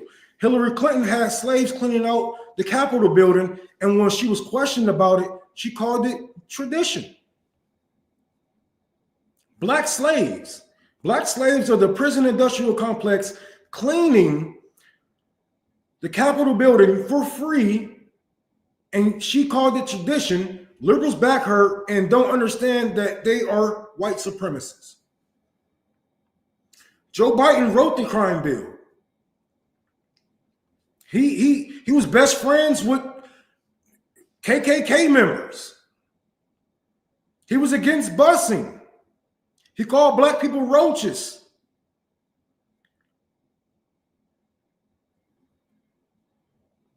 Poor kids are just as important some as white kids. Him and Barack Obama's record on deportations make Trump look like a fucking loser. And they don't understand that they are white supremacists. They don't understand that their ideology sets these people up and put them in harm. Because while you pretend to be friends of immigrants, and while they are crossing these borders, the Democrats that you have elected is gearing up to send them back, or Lord knows where. Kamala Harris told the immigrants, do not come. AOC told immigrants of her district, do not come. And liberals and progressive Democrats still don't understand that they are white supremacists.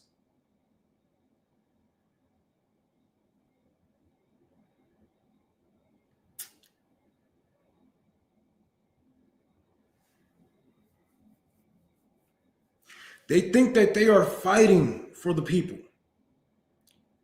And they throw this in our faces like, y'all threw trans people under the bus and got Donald Trump elected.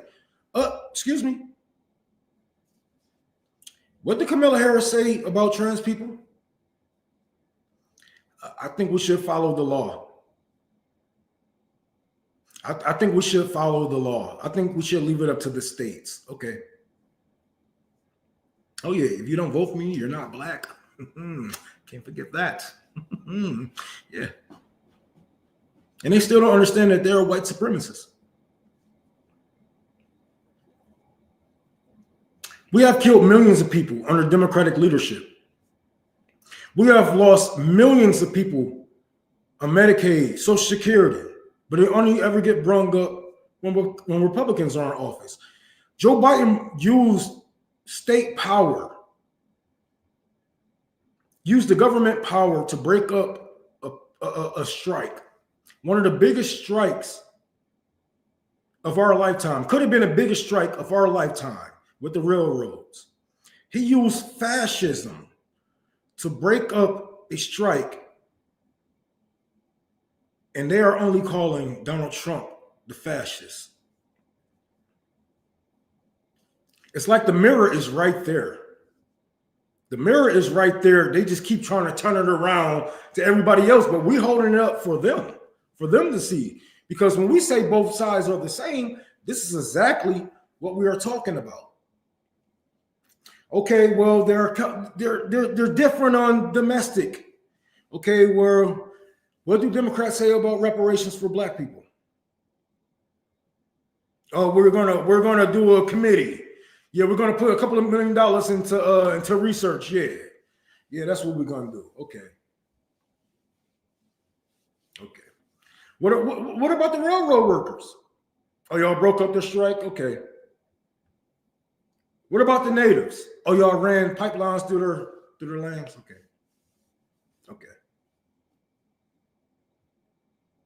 You still don't understand that you're a white supremacist. This is the education that's needed. People need to hold a mirror up to these people because they are not a fighting party. Actually, they're not a party at all. They're a corporation. And like any corporation, you can't vote out the CEO unless you are on the board. You can't vote in the CEOs unless you're on the board. And this is where we get electoral politics from. Because they let you guys feel good with your illusion of choice. But when it comes down to it, the choice is theirs to make. And they have made this argument multiple times. You refuse to listen to your own corporation tell you this isn't a party. You have no say-so. We have the last word. Remember when Bernie Sanders was running and people said, how many people, raise your hand if you believe whoever gets the most votes should win the nominee? Bernie Sanders raised his hand. The other motherfuckers is like, nah. Because think about it. If people actually ran the Democratic Party, you wouldn't have so many oligarchs in that party. You wouldn't have so many revolving villains in that party. But people don't run it. The corporations run it. They are bribed. And they are doing as they are told. And as we just sit back and watch and look and take it all in, we try to tell our neighbors. And they tell us we full of shit. They tell us we're lying. They tell us we're racist. They call me misogynist. They call me this. They call me that.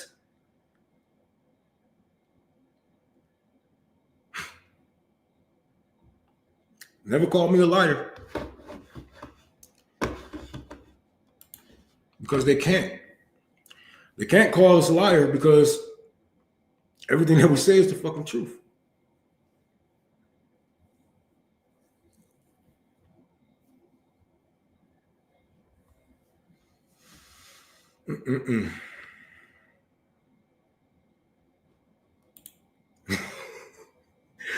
Yeah, I heard that. BRICS is ending the IMF USD economy, say the planet. What team are we on? Oh yeah, BRICS all day. BRICS all day, man.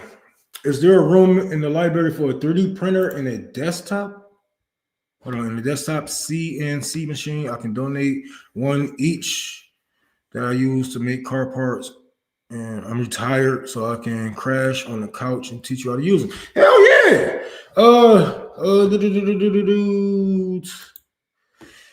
This is my email, and I'm gonna give you my phone number because I don't want to put my phone number out here.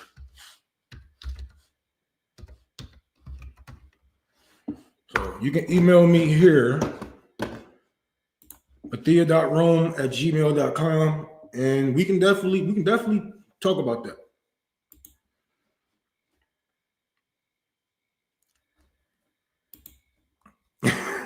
America has to steal gas to power his wars now. It's like the bank robber who has to steal a car to do a job. But it may be that it stays on and be starts to do so at smaller scale. Happy New Year's, Rome and comrades. Me, Marxism, Lincoln, Ron. Happy New Year's, and Happy New Year's, everybody. And thank you. I know I've been rambling. But if you don't know, thank you to everybody who donated so far. But we are doing a giveaway in Detroit, Michigan. If you are in Michigan or the Metro Detroit area, please, that is my email, mathia.rome@gmail.com. You can contact me there. Please get in contact with me today because if you want to help out, I'm gonna need more people on the ground. But if you can, please donate to Cash App, Tour for the Poor, PayPal on Holy Rome 6. Venmo, Tour for the Poor, all lowercase. We're going to be giving away coats, blankets, covers, haircuts, food. So right now I'm working on the food. I only got to get like a handful of more coats, but then I'm going to be working on the blankets. The blankets is kind of hard to get because it was the winter time. It's winter time right now, and people buy up those fucking blankets. So if you can, please donate. And thank you to everybody who had donated so far. If I missed out on you yesterday, I will be shouting you out today. Let's get on with this other story. Bless you. Bless you.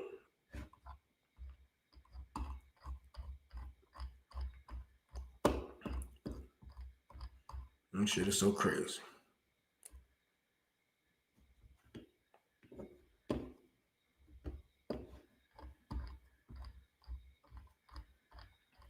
Trump is such a fucking loser, bro. Trump is such a fucking loser, bro. Like this shit is this shit with China. Trump is a cuckold, bro. Trump is not a strong leader.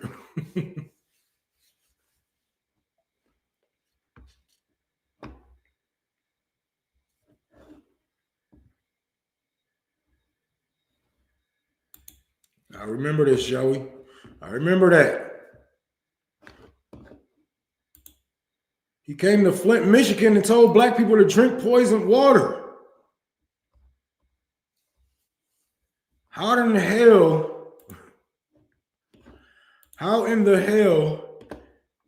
Oh my God, this is ridiculous, man. This is ridiculous. And I know I'm gonna clip that liberal white supremacist shit, but I know it's gonna be a lot of people that's gonna come in here and say, "Oh well, you both sides in it, and you guys say both sides are the same, and blah blah blah blah blah." Now answer me this: is this not both sides? Is this both sides?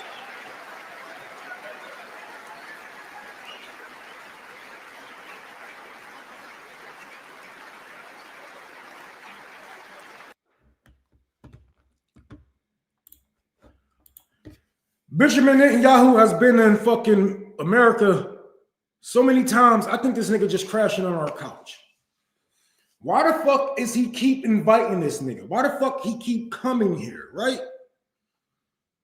Why the fuck he keep coming here and having these people like dolphins and whales clap, clap for your favorite fucking war criminal? all you motherfuckers, Happy New Year's. Happy New Year, Sam. I think that's your name. You know what I would do? If I was Russia or China,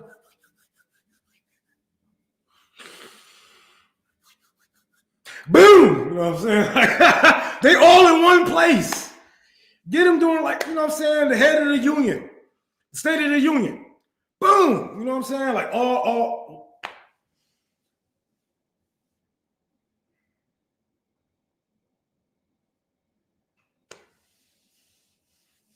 Y'all know what I'm saying, though. You know what I'm saying?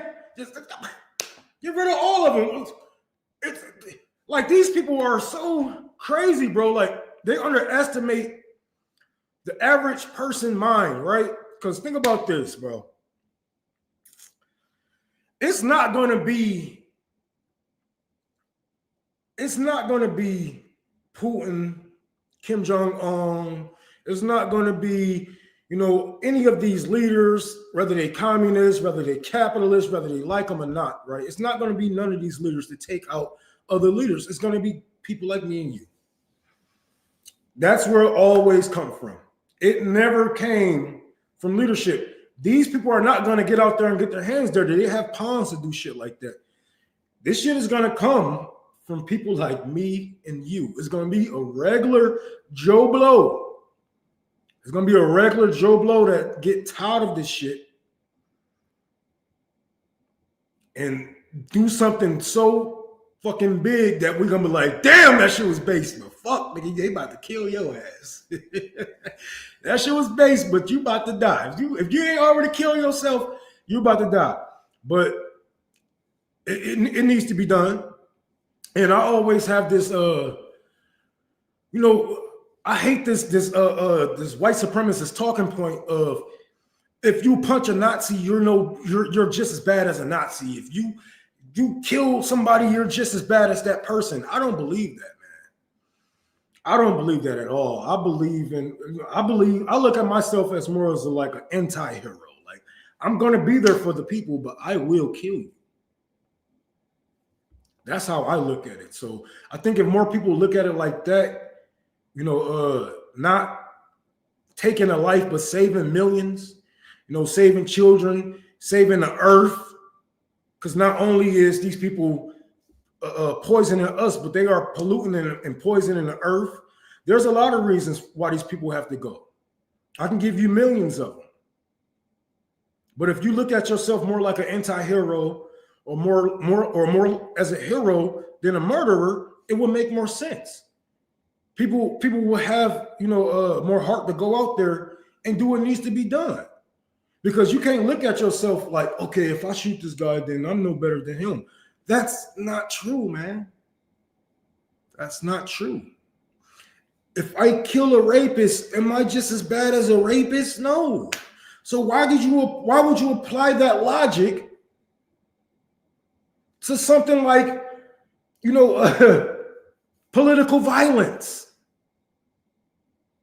Why would you, you know, put that type of logic on political violence if I kill a rapist that's actively raping people? Like these people are actively killing our people, actively starving our children, actively stealing our pensions, our 401ks, our future. Not only our future is gone. Y'all niggas, half y'all niggas gonna end up killing yourselves before y'all reach 50 anyway. I'm just saying.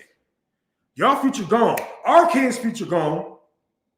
Actively taken away from us, actively killing us with the food, the air, actively killing us, right? So we have to keep that same energy. That's all I'm saying. That's all I'm saying. And remember your place. You are not a bad person because you take a life. It depends on what you take a life for. Are you taking life to save lives? Because that can be done. You believed it before when a U.S. government told you. But when communists say shit like this, it seems so crazy, right? They told you, hey, we got to go invade these motherfuckers. We got to go kill millions of them because weapons of mass destructions and 9/11 and all this other bullshit. You will believe it when it come out of these propagandists. They say we have to kill these people to save your life. But if I say it, I'm looked at as crazy. Why? Why?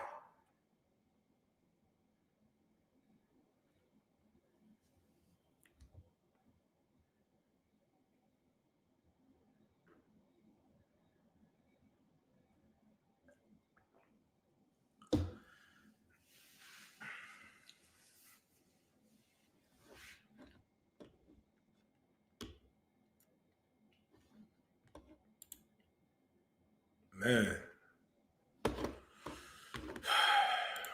This shit is ridiculous. This shit is fucking ridiculous. Fucking ridiculous. You know this shit is fucking ridiculous. 5-star dishes. And 30 white bitches. You know this shit is fucking ridiculous. Okay. Look at this story, y'all.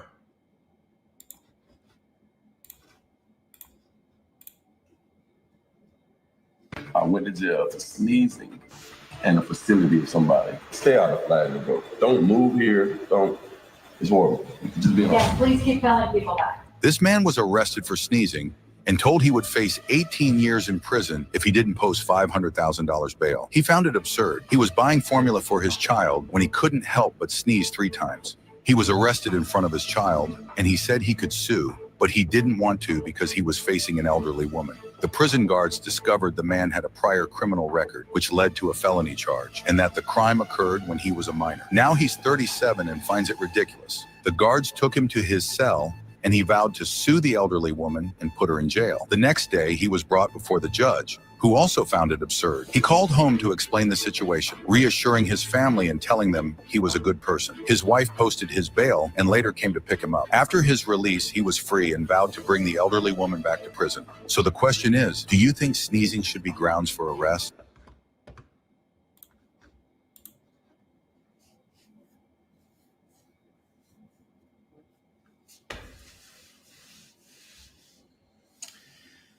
I don't know, man. I just keep seeing that story. I lost the long video. There's a real long video of that. If you type in man go to jail for sneezing, it's like 5 dudes. It's like 5 dudes that went to jail for that charge. But that's not like, man, you'll be surprised. You'll be surprised why people go to jail, man. I'm telling you, it'd be the smallest reasons. They would literally put you in jail just to give you a number, long enough to give you a number, because if they have you in jail long enough, they get some money from the state. Their job is to fill up those prisons by any means necessary. And if they have to lock your black ass up for sneezing, then you better not hut you over here, motherfucker. You better not hut you over here. You better, you know how you suck it in. Yeah, they keep you in there just long enough to have a number, and you get into that revolving door of the prison industrial complex. So now every time you get pulled over, stopped, and shit like that, you have a record. Does it matter what's on your record? No. No, it don't matter what's on your record. What matters is you have a record. So as you can see, they say, oh, well, he had something when he was younger, but that was when he was a kid. And they still ain't dropped those charges. They was looking for something on this man. And this is what systematic racism does. This is what it does.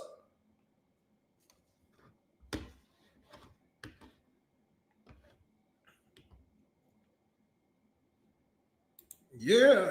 This is why so many people are against cash bail, because it literally makes you a slave. Like, bro, you're telling me you are holding me hostage until somebody pay my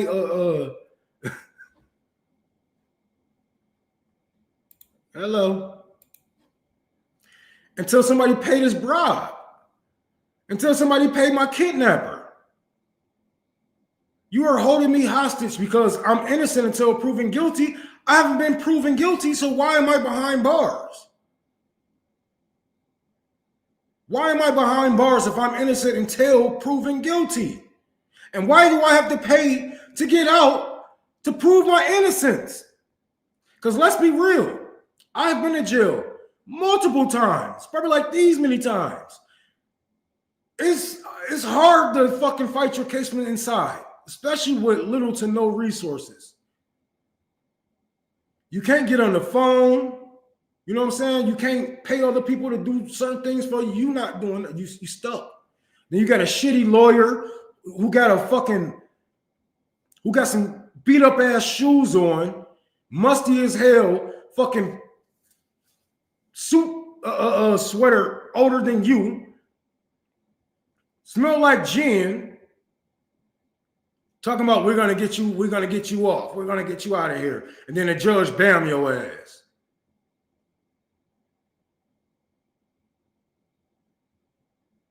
That's why people was fighting so hard against cash bail. It was like, oh, what about all of these criminals? What criminals? Because half of the criminals that you lock up are exonerated of their crimes. More than half, I should say, more than half of the criminals that you lock up gets exonerated. So what criminals?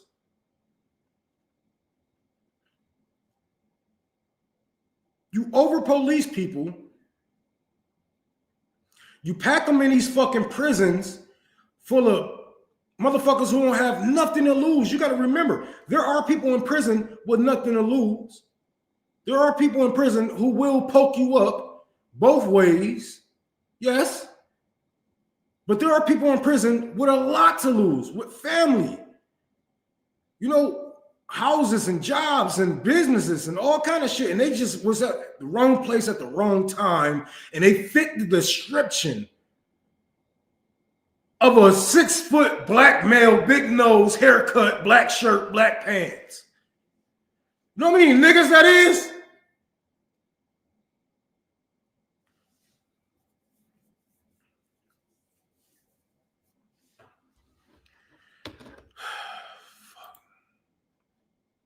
Shit is so crazy.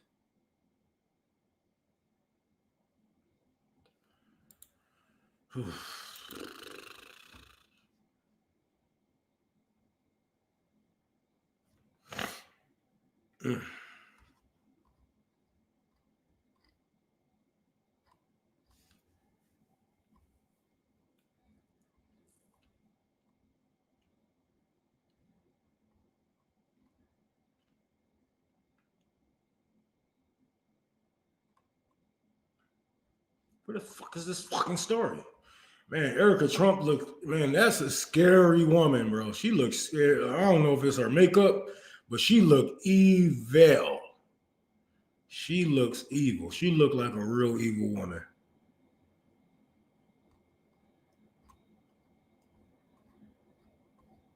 She was doing her eyes like. That's how you know she evil. She don't know how to, put sympathy on her face. She don't know how to do the puppy dog eyes.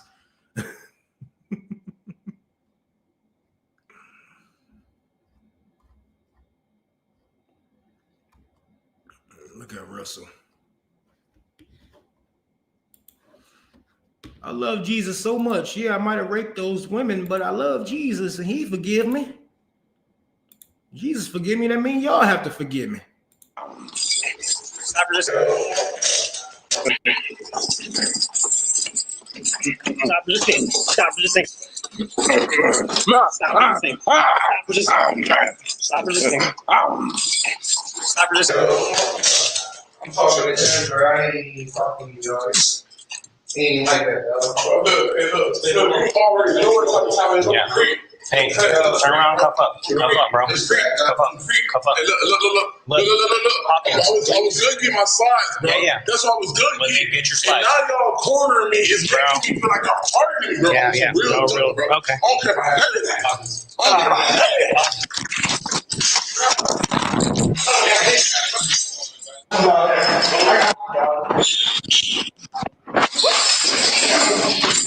Shit, are you okay? Why are you? I'm so sorry. You're good. I'm so sorry. I'm so sorry for you. Okay? I'm so sorry for you. Yeah, get up. Yeah, I'm so sorry for you. Yeah, just turn around. Yeah, turn around. I'm so sorry for you. Turn around. Yeah. Go help out. I'm so sorry for you. Okay.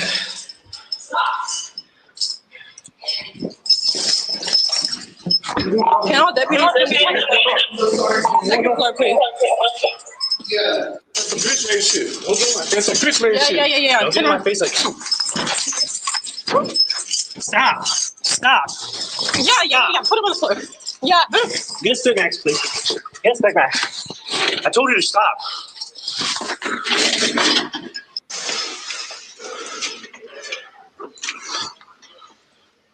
Charlie's left.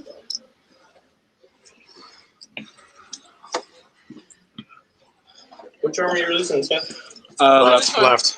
Okay, left. You left. All right. It's off. You ready? Which one is it? Okay. Stop resisting. Stop resisting. Stop resisting. Stop resisting. Stop resisting. Stop resisting. Okay, let me know when the next one's ready, okay?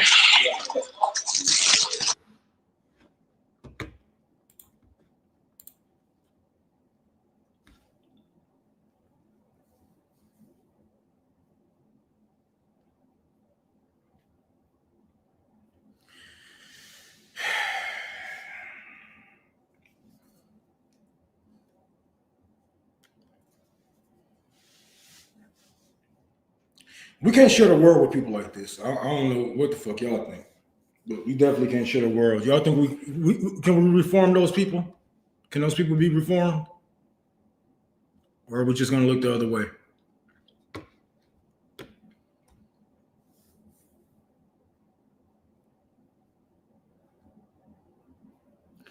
It's not the only incident, some shit like this. Like this happens so much, man.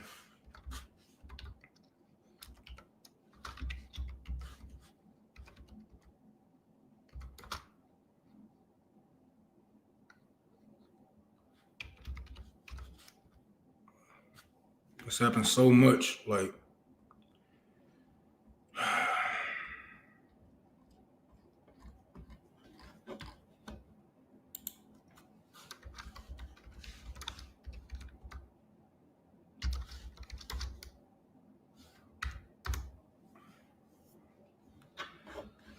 now, it's crazy how, you know, I'm glad this shit was caught on camera. But this shit happens so much to people without resources that they can't even sue. And a lot of times it don't even be on camera. Like, my friend is a rapper. His name F CKED. And he just went through this. I ain't gonna lie, he was kind of mouthing off, but they put their hands on him. And he protected himself. And you had the cops trying to say, oh, well, he was unruly and blah, blah, this and that. Whole time, you know, the lawyers, like, they about to sue. He's going to sue Macomb County. And it's not going to be the county that's going to pay. It's going to be the people that pay him. You know, they're not even held accountable for their own bullshit. But look at this shit. This my friend. This is one of my best friends. And his birthday was just a couple days ago. So shout out to you. Shout out to my nigga F CKED. Everybody's friend person. Can you speak up, bro? Can you talk louder? Well, I'm trying to talk louder, but everybody in there is talking. Slayball, head over here. Mathis. I didn't hear what one of the names was. Well, what's your name? Smith. I didn't call it Smith yet. What you say? Mathis. Epperson. Boss, did you call Gordon? I couldn't hear you. Who? Right. Put some bass in your voice, Gordon. How about you shut the fuck up and listen? I'm a grown man, bro. All right, come on out. I will. Don't touch me, bro. What's wrong with you, bro? What's wrong with you, good? Oh, chill out, good. Chill out, good. I'm trying to slap me, bro. I'm not doing that. I'm not doing nothing. This is my nigga, bro. Like,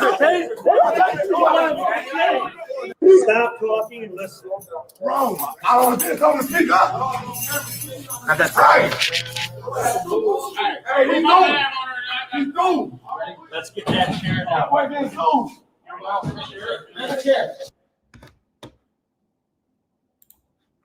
Not everybody is going to take it laying down.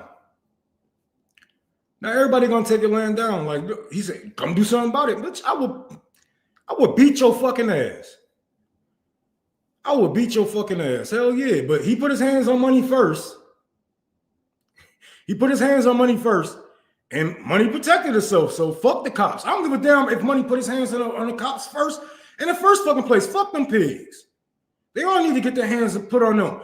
Macomb County is notorious for beating on people, raping women, and getting away with it.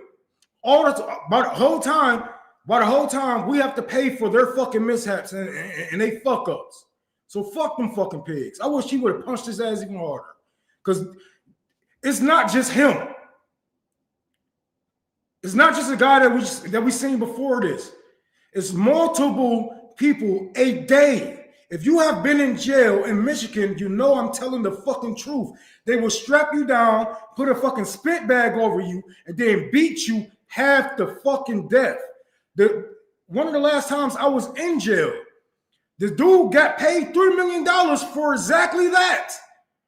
They put him in a fucking in a chair, strapped him down, and beat him. Kicked on him, stomped on him, punched him, hit him with objects, dismembered his fucking face, teeth knocked out his fucking jaw. And they threw him in solitary confinement. So, hey, I don't feel, I told Money, I was just talking to Money. I was like, nigga, I ain't gonna lie. You should have punched that nigga, bro. Like, you rich enough to do it. You rich enough to punch a cop and get away with it. Just do it, bro. Just do it. It's good for your career anyway. You a fucking rapper. Yeah. Boom. It's good for your career. Punch a cop. If you have to, punch a cop, bro. Punch a CEO. If you can. Fuck them. Look what they do to our people behind closed doors when the cameras are off. Money was just a motherfucker who I ain't about to take it laying down. I ain't taking it laying down either.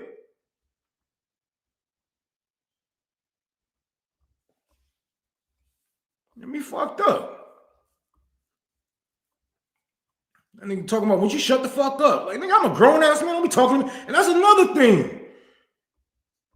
These people will look at you like an animal, nigga.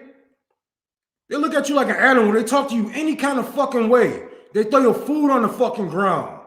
They put you in, they didn't know that we GDs and Crips, and then put us in a room with a whole bunch of fucking Bloods, or put us in a room with a fucking bunch of fucking skinheads.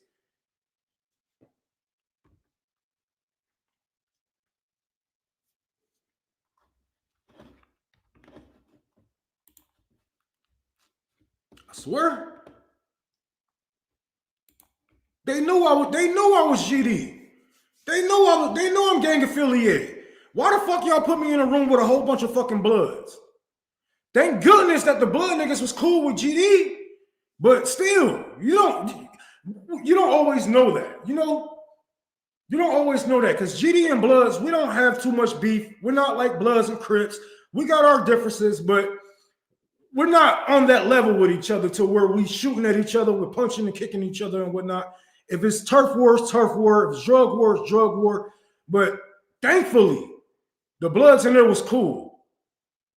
They like, nigga, we know you gang affiliated because the only reason why you in this pod is because you gang affiliated. What's your gang? This is a blood cell. I said, I'm 7'4".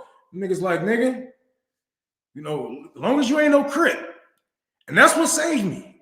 That little much saved me. And they knew I was gang affiliated and they still tried to get me killed. They tried to get me killed. That little shit right there could have got me stumped to fucking death.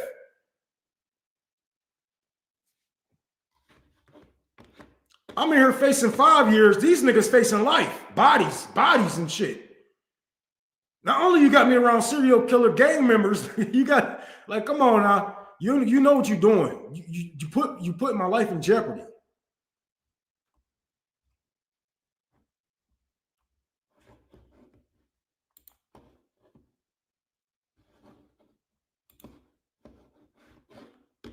Same reason why I became GD anyway, because of the fucking police.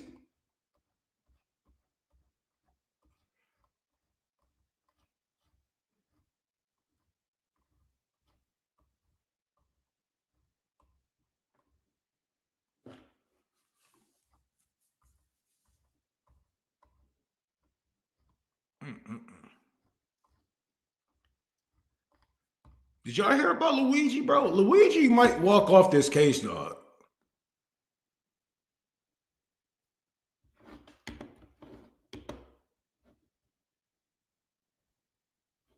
Whoa.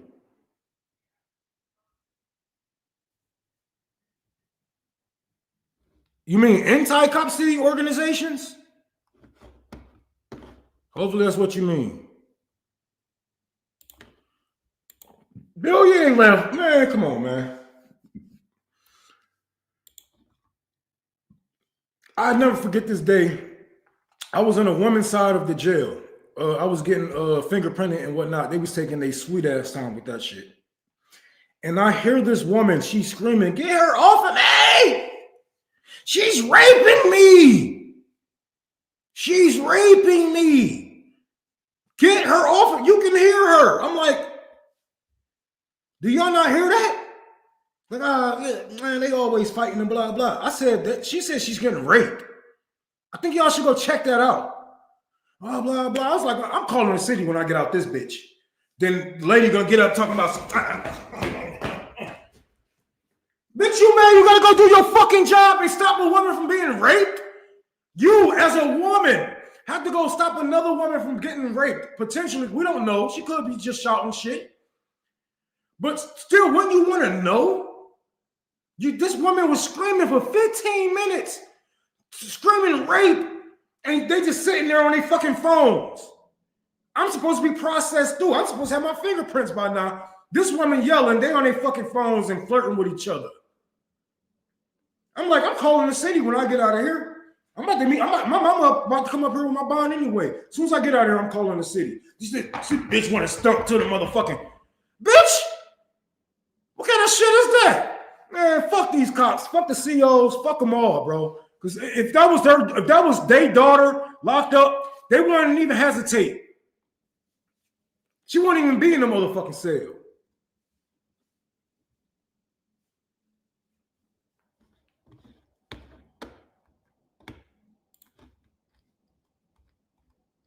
They don't care about your mamas. They don't care about your daughters. Your kids' mothers, none of that. They don't give a fuck about them.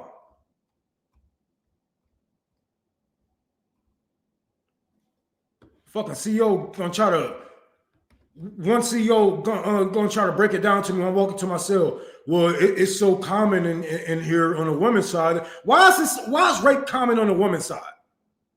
Because y'all not doing your fucking job.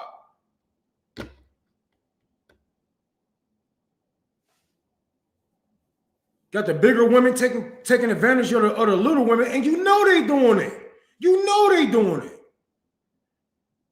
Running trays and snatching a commissary and shit. You know that they doing it. That woman ain't never had commissary on her fucking books a day since she been in that motherfucking jail. And somehow she got cookies and cakes and crackers and fucking chips. Come on now. You know what the fuck is happening. They just don't care. They there for a check. They look at you like a fucking animal. You deserve to be there. Because you're guilty until you proven innocent. Now, what happens when you innocent and you went to jail for nothing and got molested, got assaulted and raped for nothing? And nobody was there to save your ass. Nobody. Not even the ones that was paid to do their fucking job. That's all that they are there for, is to feed you and to make sure you're not getting assaulted. How hard is that? They are glorified babysitters. Glorified fucking babysitters, and they can't even do their damn job.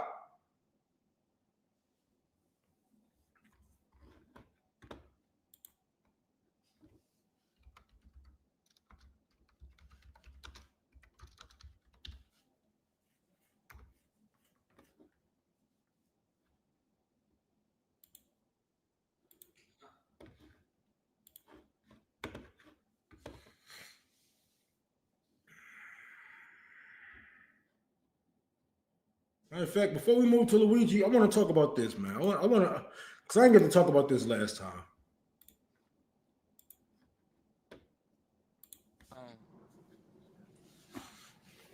I know it was just like a normal day of school. I was just trying to get home, get on the bus.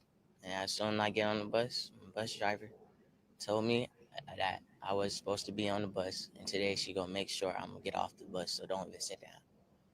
So once I sit down, she pulled up to the administrators. The administrators get on the bus. And they automatically thought I was on the wrong bus. They just, when she told them my name, they got on the bus and just told me to get off the bus. At first I refused. And then when I was refusing, they said if I don't get off the bus, all the students have to get off the bus. So once all the students got up off the bus, I got off the bus with the students. And then as soon as we all get off the bus, they didn't check nobody's names. They just told everybody to get back on the bus. As I get back on the bus, they told me to get off. And that's when they called the officers. When I sit down, the officers had came on the bus. They asked who was the student they was talking about. And the bus driver had pointed me out. They came back. They asked me to get off the bus. I had refused and told them this. Well, I was trying to tell them this is my bus, but the students was telling them that this is my correct bus. All the students on the bus was telling them this was my correct bus. Then, out of nowhere, one of the officers had said, if you don't get up and get off the bus or we're going to tase you. I said, I still refused to get off the bus. And that's when they tried to pull me and grab me. And when I got back up, when I had got back up, he had choked me, tried to choke me. Then he tased me. And when he tased me, I got up. I was still, I don't know, my adrenaline was just rushing. And I just know that he tried to tase me again while I was getting off the bus. I jumped off the bus. And when I was off the bus, they put me in some handcuffs. And the officer who tased me had started slapping me while my hands was in the handcuffs. He was slapping me, then he tried to tase me again while my hands was in the handcuffs. That's when the administrators came back outside and tried to break it up. But he was already in the midst of slapping me. And when they broke it up, he was still running towards me. He was still trying to attack me while my hands was in handcuffs. He was trying to push against the administrators who was holding him back every time he seen me. When I was in a room with the other officers after this situation, when he seen me, he tried to attack me again. They had to pull him back and pull him away to cool down. But when I was in the back room, they called the EMS. The EMS had checked me out and told them that I needed to go to Grady. And they said, no, I'm not going to Grady. I'm going to Rice Street. But the EMS told them, even if I go to Rice Street, I'm gonna still have to go to Grady first. So they volunteered, the officers volunteered to take me to Grady, and I did not go to Grady that whole day. I went straight to a police station, and they held me in the police station until they had gave me a ticket and sent me back home to my mother. All right, so like I said, we want to put this in context. As you can see, that it was just not an incident that took place on a school bus.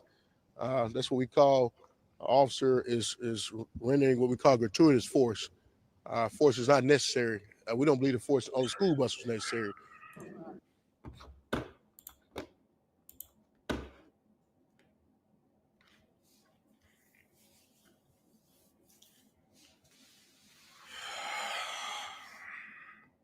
Y'all see why y'all don't see me much, man, because this shit is just, I don't know how to feel. I'm angry. I want to hurt somebody. I want to do a lot of things, but holy fuck, a child, bro. You scarred this child for the rest of his life, and you were wrong. You didn't ask questions. You just like, hey, get off the bus. Him, the bus driver, the school, the police. Hopefully, that boy sue the ever living shit out of that fucking city, and don't stay there. Leave, bro. Get up out of there. Move out of America, bro. Get up out of here because it ain't going to get better for you. It's going to get worse. And to be so young, I remember, you know, having these encounters with racist police officers or racist people, period. But racist people with power over your neighborhood, that is something different. That is something different. They feel like they are gods. They feel like they rule over us. And they have little to no pushback. So, you know, I kind of don't blame them for feeling that way. That cop should be taking a fucking dirt nap. You assaulted a child, handcuffed him, smacked him. A child, bro. And he was there to look after his autistic brother, to make sure his autistic brother gets home. That's why he ride that bus.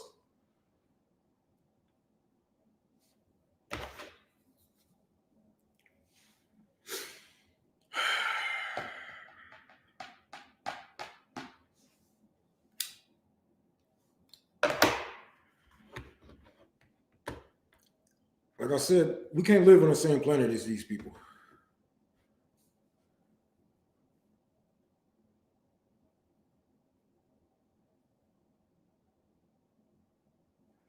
Yeah, I'm gonna need some meditation in a minute.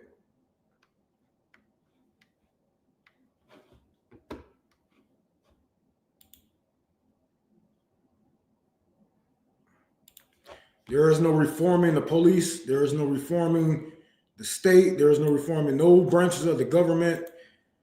We need to redo this whole damn thing.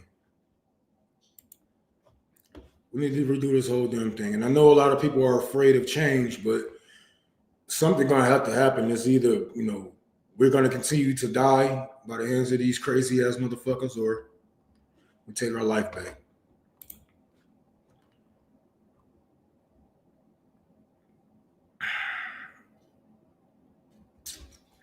Okay, I got that story.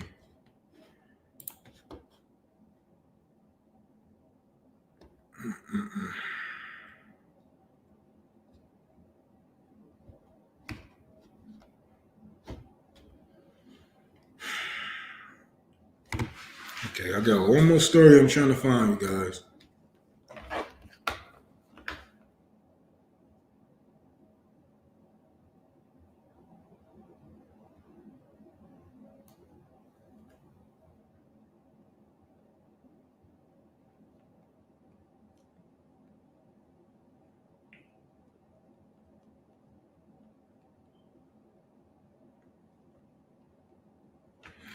I hate a slow ass weed man, bro. He make me so fucking mad, bro. I called this nigga before I started the show. We 2 hours in. Nigga, I'm about to call somebody else.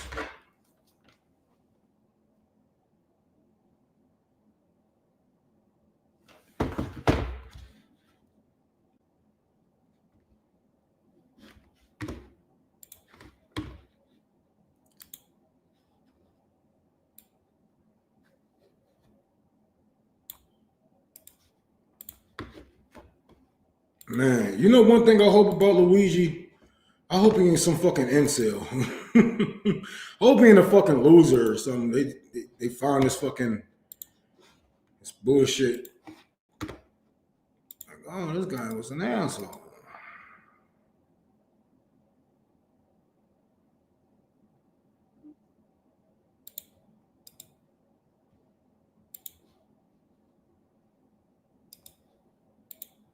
Fuck.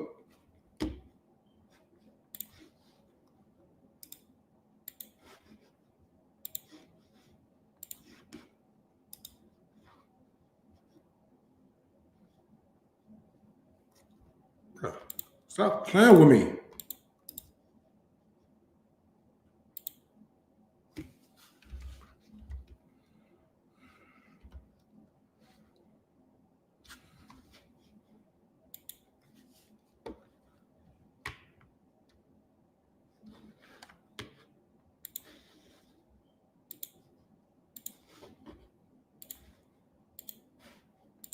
Lawyers for Luigi Mangione argue the death penalty should be suspended from his federal murder case. They say Attorney General Pam Bondi had a conflict of interest when she ordered prosecutors to seek that sentence. Bondi previously worked for a lobbying firm that represented United Health Group. Mangione's charged with killing United Healthcare CEO Brian Thompson. Lawyers for Luigi Mangione argue the death penalty should be suspended from his.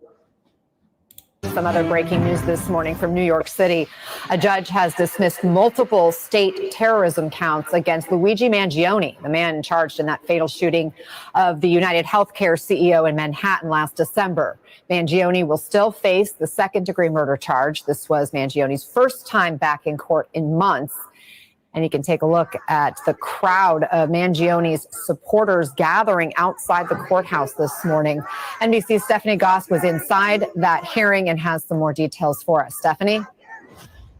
Hey there, Anna. So this amounts to a big win for Luigi Mangione and his defense team. What was supposed to be just an uneventful hearing in the state case against him has now turned into big news. 2 of the murder charges against him have been dropped. These are the charges connected to terrorism. The judge saying in his decision today that there was insufficient evidence to bring those charges against Luigi Mangione.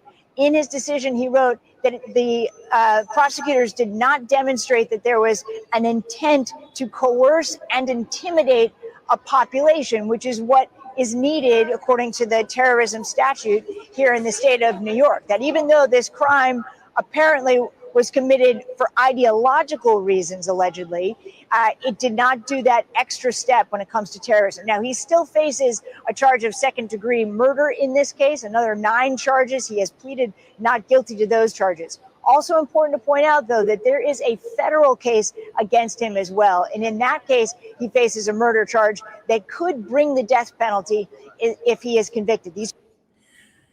Ain't no jury in their right mind is going to convict Luigi Mangione. Nobody. It's going to be hard for them to get the people. Like, you're going to have people that's corrupted, BlackRock, mercenaries being a juror for this motherfucker to get locked up.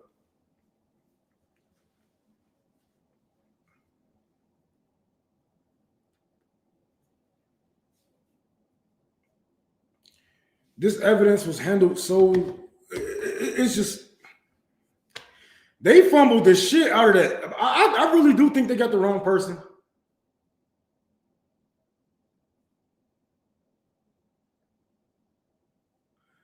I really do think they got the wrong person, but even if, I don't think they got nothing on him. Even if they do got something on him, they did everything the wrong way. So, I don't know, man. You got Pam Bondi a part of this. You know, it's looking real shaky, man. It's looking like the state is against him. And if I remember well, Luigi Mangione was supposed to inherit a whole bunch of money. I gotta look more into that. I think his family got some money. So I don't think he will be the person to be like, you know, get his family be the people that get denied service, especially if they got money. So I don't know about that. I think they got the wrong guy. But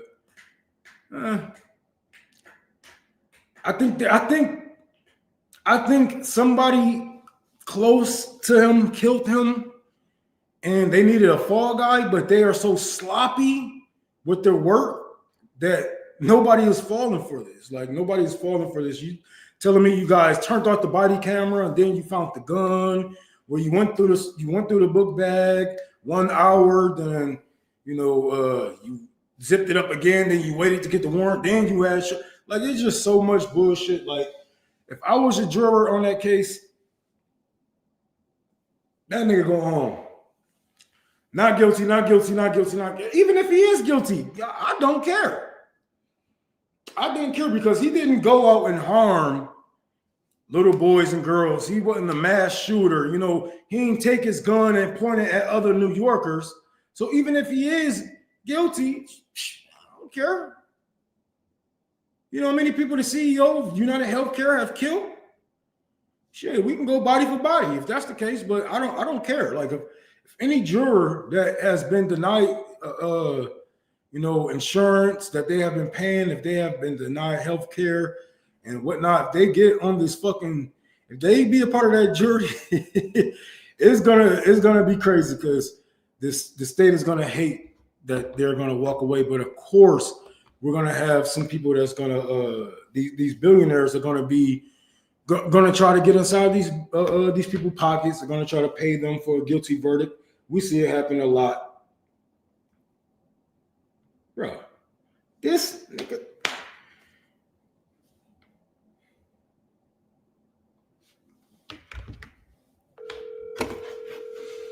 You fucked up, man. Yeah. Tyler Robinson ain't shoot that Clark dude, man. That was the same niggas who shot JFK. What's good, bro? You up? Yeah. Shit, I'm on Badger. I was trying to grab some. Okay.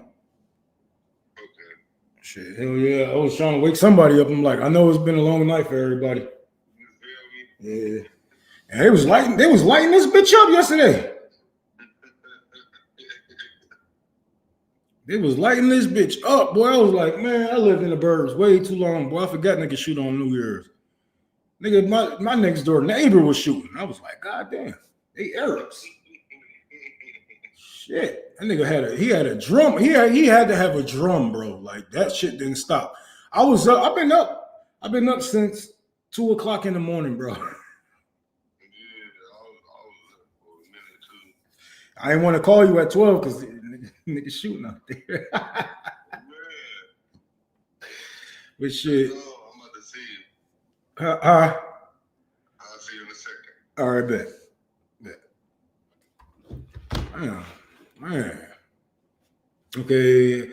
As much as we plead consent for Trump, I heard last week he plans on lowering the schedule classification on weed, making it open for medical research funding. I mean, this Trump is going to throw a couple of bones here and there, but let's be real. The only reason why they are lowering it because they got their hands on the seeds. It's because the normal smoker can't grow anymore like how we used to be able to get seeds from our bags. I know we used to smoke Reggies and shit like that, but we can grow weed until we want it. We used to do hydro. We used to grow perp. We used to grow Granddaddy perp, sour diesel. All of this came from Reggie. The only reason why they are lowering it is because they already got their hands on the basically the supply of seeds. They have the demand of seeds. So, the corporations are going to make bank off of it because when we got legal here in Michigan, it killed trappers. You know what I'm saying? People like me that was selling weed off here. People that was, trapping black markets and shit like that. It fucked us over. I'm not gonna lie. A lot of people are not happy about weed being legal. Me being one of those people because I made a lot of money, by weed being illegal. But at the same time, people who have been to jail over this. So I'm glad it is, getting lowered and whatnot. But I can't sit here and act like he has good intention because everything he does is for the corporations. He never have the people in mind when it comes to things like these. So beware of these people who say, "Oh well, I'm going to lower it. I'm going to do this and that." That's because they can tax it now. And when they found a way to tax cocaine, fentanyl, heroin, just like how Canada does, they're going to do it. They're going to do it, yes.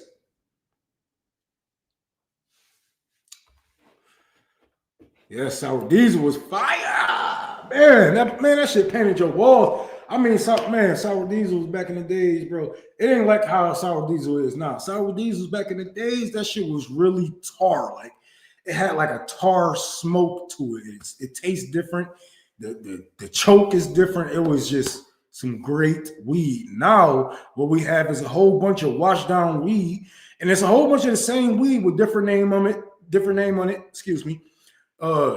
chemicals sprayed on it and whatnot. They spray it with all kind of perfumes and shit and call it gelato this and purple this and purple that, but it's really just full of dyes and spray. It's just like our food.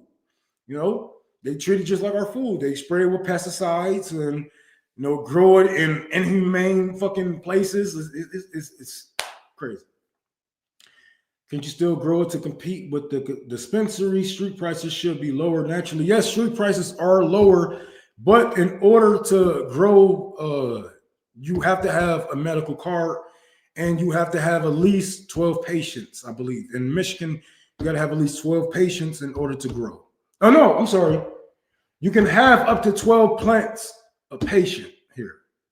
So if you grow, you got to have a license and yeah, you can get 12 plants to a person. But let's be real. A lot of people who, you know, we used to just grow, you know what I'm saying? But nowadays, it takes a lot to grow this weed because it's so fucking, it's so much bullshit behind it now. It takes so much to grow it. Now you need lamps and insulated rooms and all this fucking bullshit. Back in the days, all we needed was a heat lamp.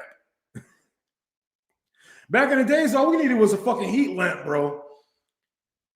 Now you need to insulate your basement. You need to have these fucking machines hooked up. Your light bill gonna go up. We can't afford to grow our own weed anymore.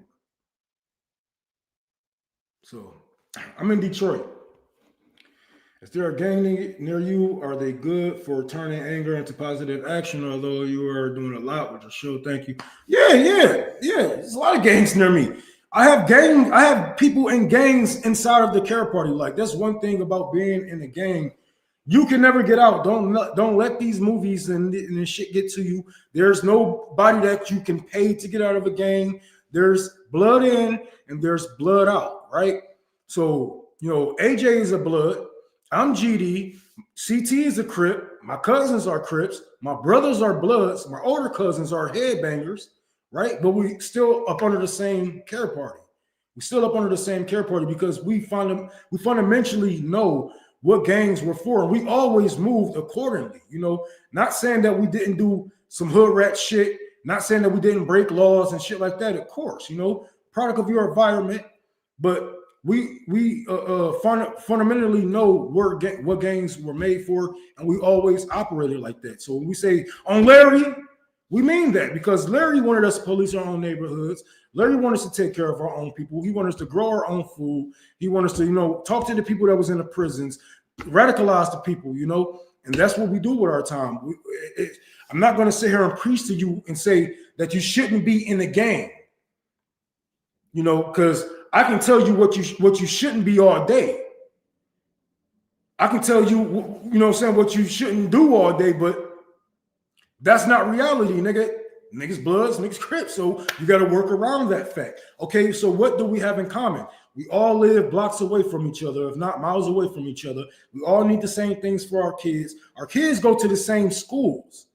You know, so we need the same things for our kids in these schools. You know, we have to protect our children. We see these sex rings that's happening. We have to break them up. We have to talk to, you know, other organizations as far as Neighborhood Watch and I don't know if you have it down there, but it's called Green Light.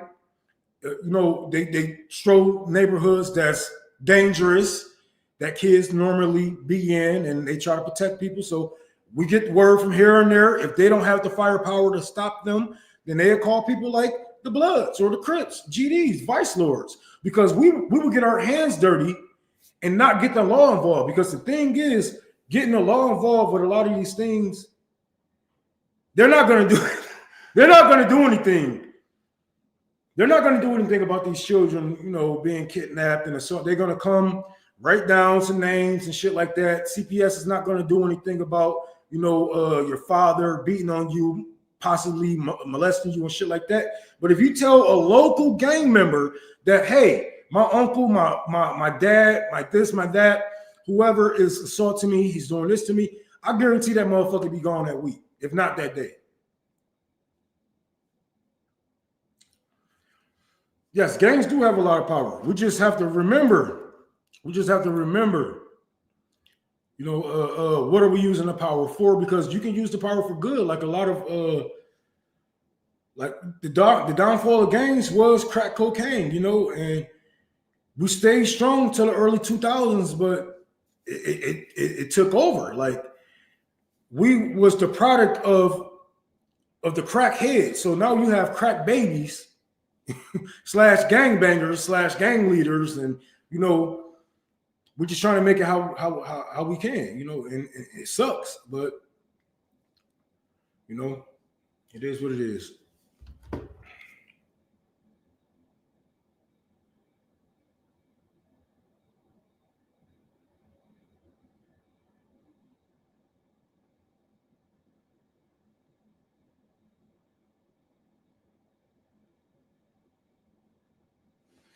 Yeah, I'm gonna have to curve that way, man. He on some bullshit. Law said neighborhoods can't see it. Hold on. Need a dog to surround the greenhouse.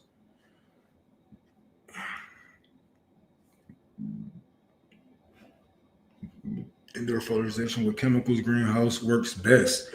See, that's why I stopped.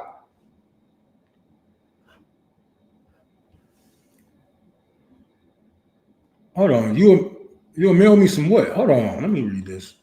You know what? I know what you want to say, but let me know. Opportunity to screw the channel. Oh, this channel was definitely fucked. This channel was shadow banned. This channel was, they will never push. So shout out to all the members. You know, shout out to y'all. Y'all keep me going. Y'all keep. Why these people look like they're in the IDF? Why do these people look like they're in the IDF? Okay.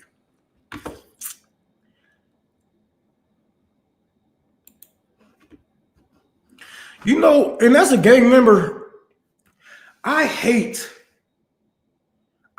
how Israel made the 6-star look so bad, bro.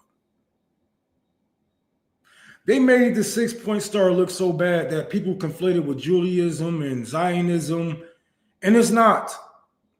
It never was. It's like even their Bibles never even described their stars. Like we know what our stars mean, but their stars is imaginary. And me being an atheist, I definitely don't believe in it. I believe my gang has more power than your gods. You know, so I don't like how they did the 6-star. They gave it a bad look. They really did. It's fucked up.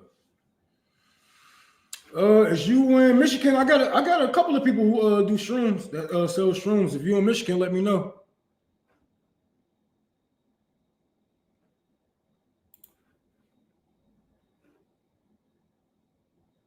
Didn't catch the emails box.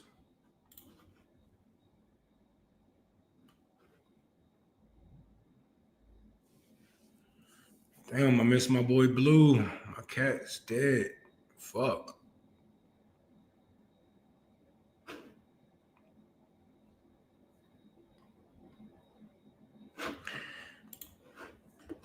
I have a new show coming out. As long as you a member to somebody, RBN, you know. Shout out to Nick. He been doing this damn thing.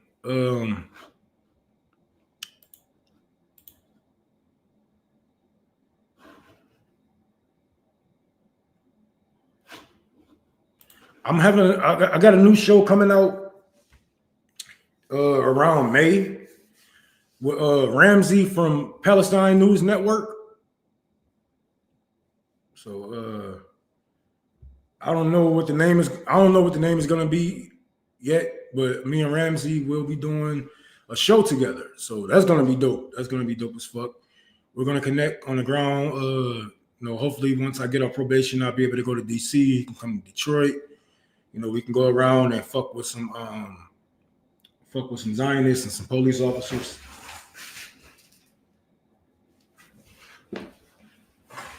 Yeah, Detroit all day. 6 Mile, man. 6 Mile, East Side. I'm a Grasher boy. I'm just a grassroots boy trying to make it. And plus, pretty soon I should have another movie coming out, but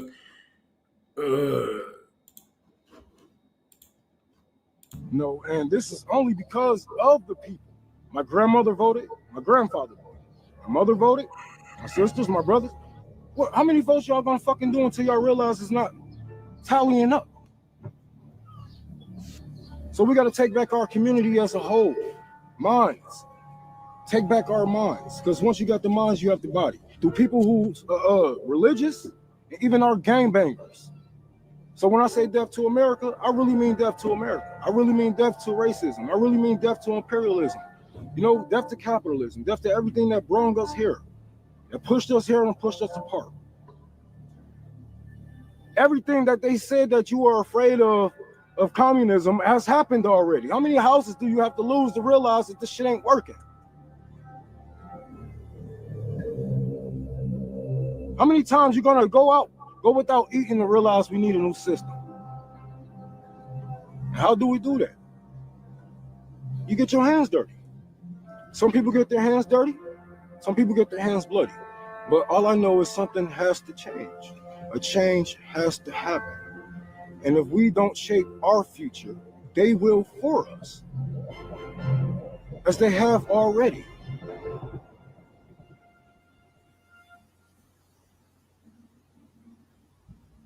Whether you're a Malcolm-like or Martin-like, whether you are violent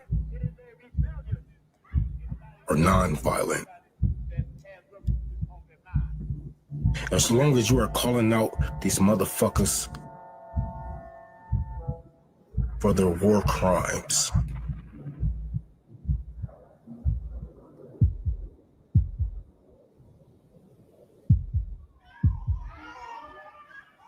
as long as you are calling out the government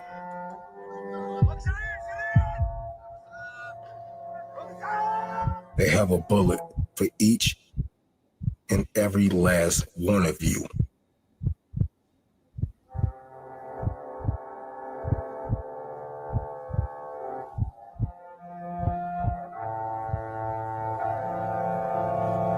My goal is to get you to realize your life has already been taken from you.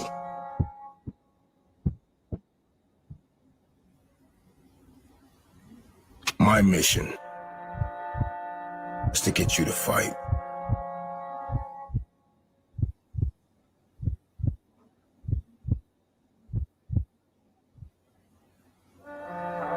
What's your focus or dedication for liberation, for all creations?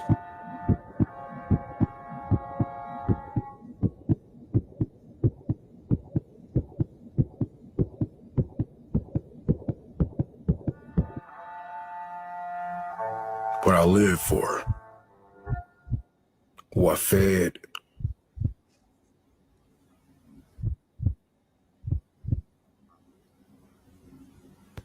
and who I died for, will all stand the test of time.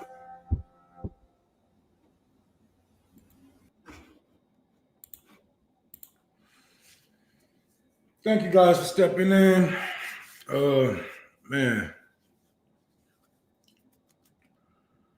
I'm gonna have a new movie coming out soon, so be looking out for that. It's called Death to America, but this is gonna be it's gonna focus around the organizations, Tour for the Poor, Care Party, RBN. We're gonna get Sabby, JB, Nick in there. We're gonna see them on the ground. I'm actually gonna do a story time for when I was a child to write down what led me here. I'm pretty sure if you watch the movie, you'd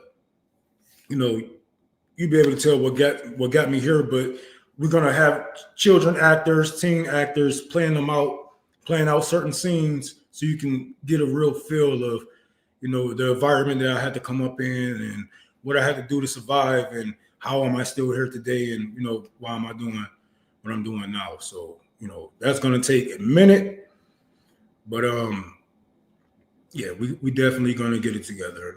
Appreciate all you guys for your support. Once again, we're doing a giveaway. If you would love to, please donate to Tour for the Poor. Doing coats, jackets, covers, blankets, haircuts, food. So please donate. Cash App Tour for the Poor, PayPal on Holy Rome 6, Venmo Tour for the Poor, all lowercase. My face should be on all of those. So if you guys like to pitch in, please do so. Thank you for stopping in. I will be back tomorrow at 10 o'clock in the morning. I will see you guys soon. Take care. Today we have Sabby and JB show. If they're doing their show, they should be going live about 5 o'clock. So come back for that. Thank you for tuning in and have a nice day.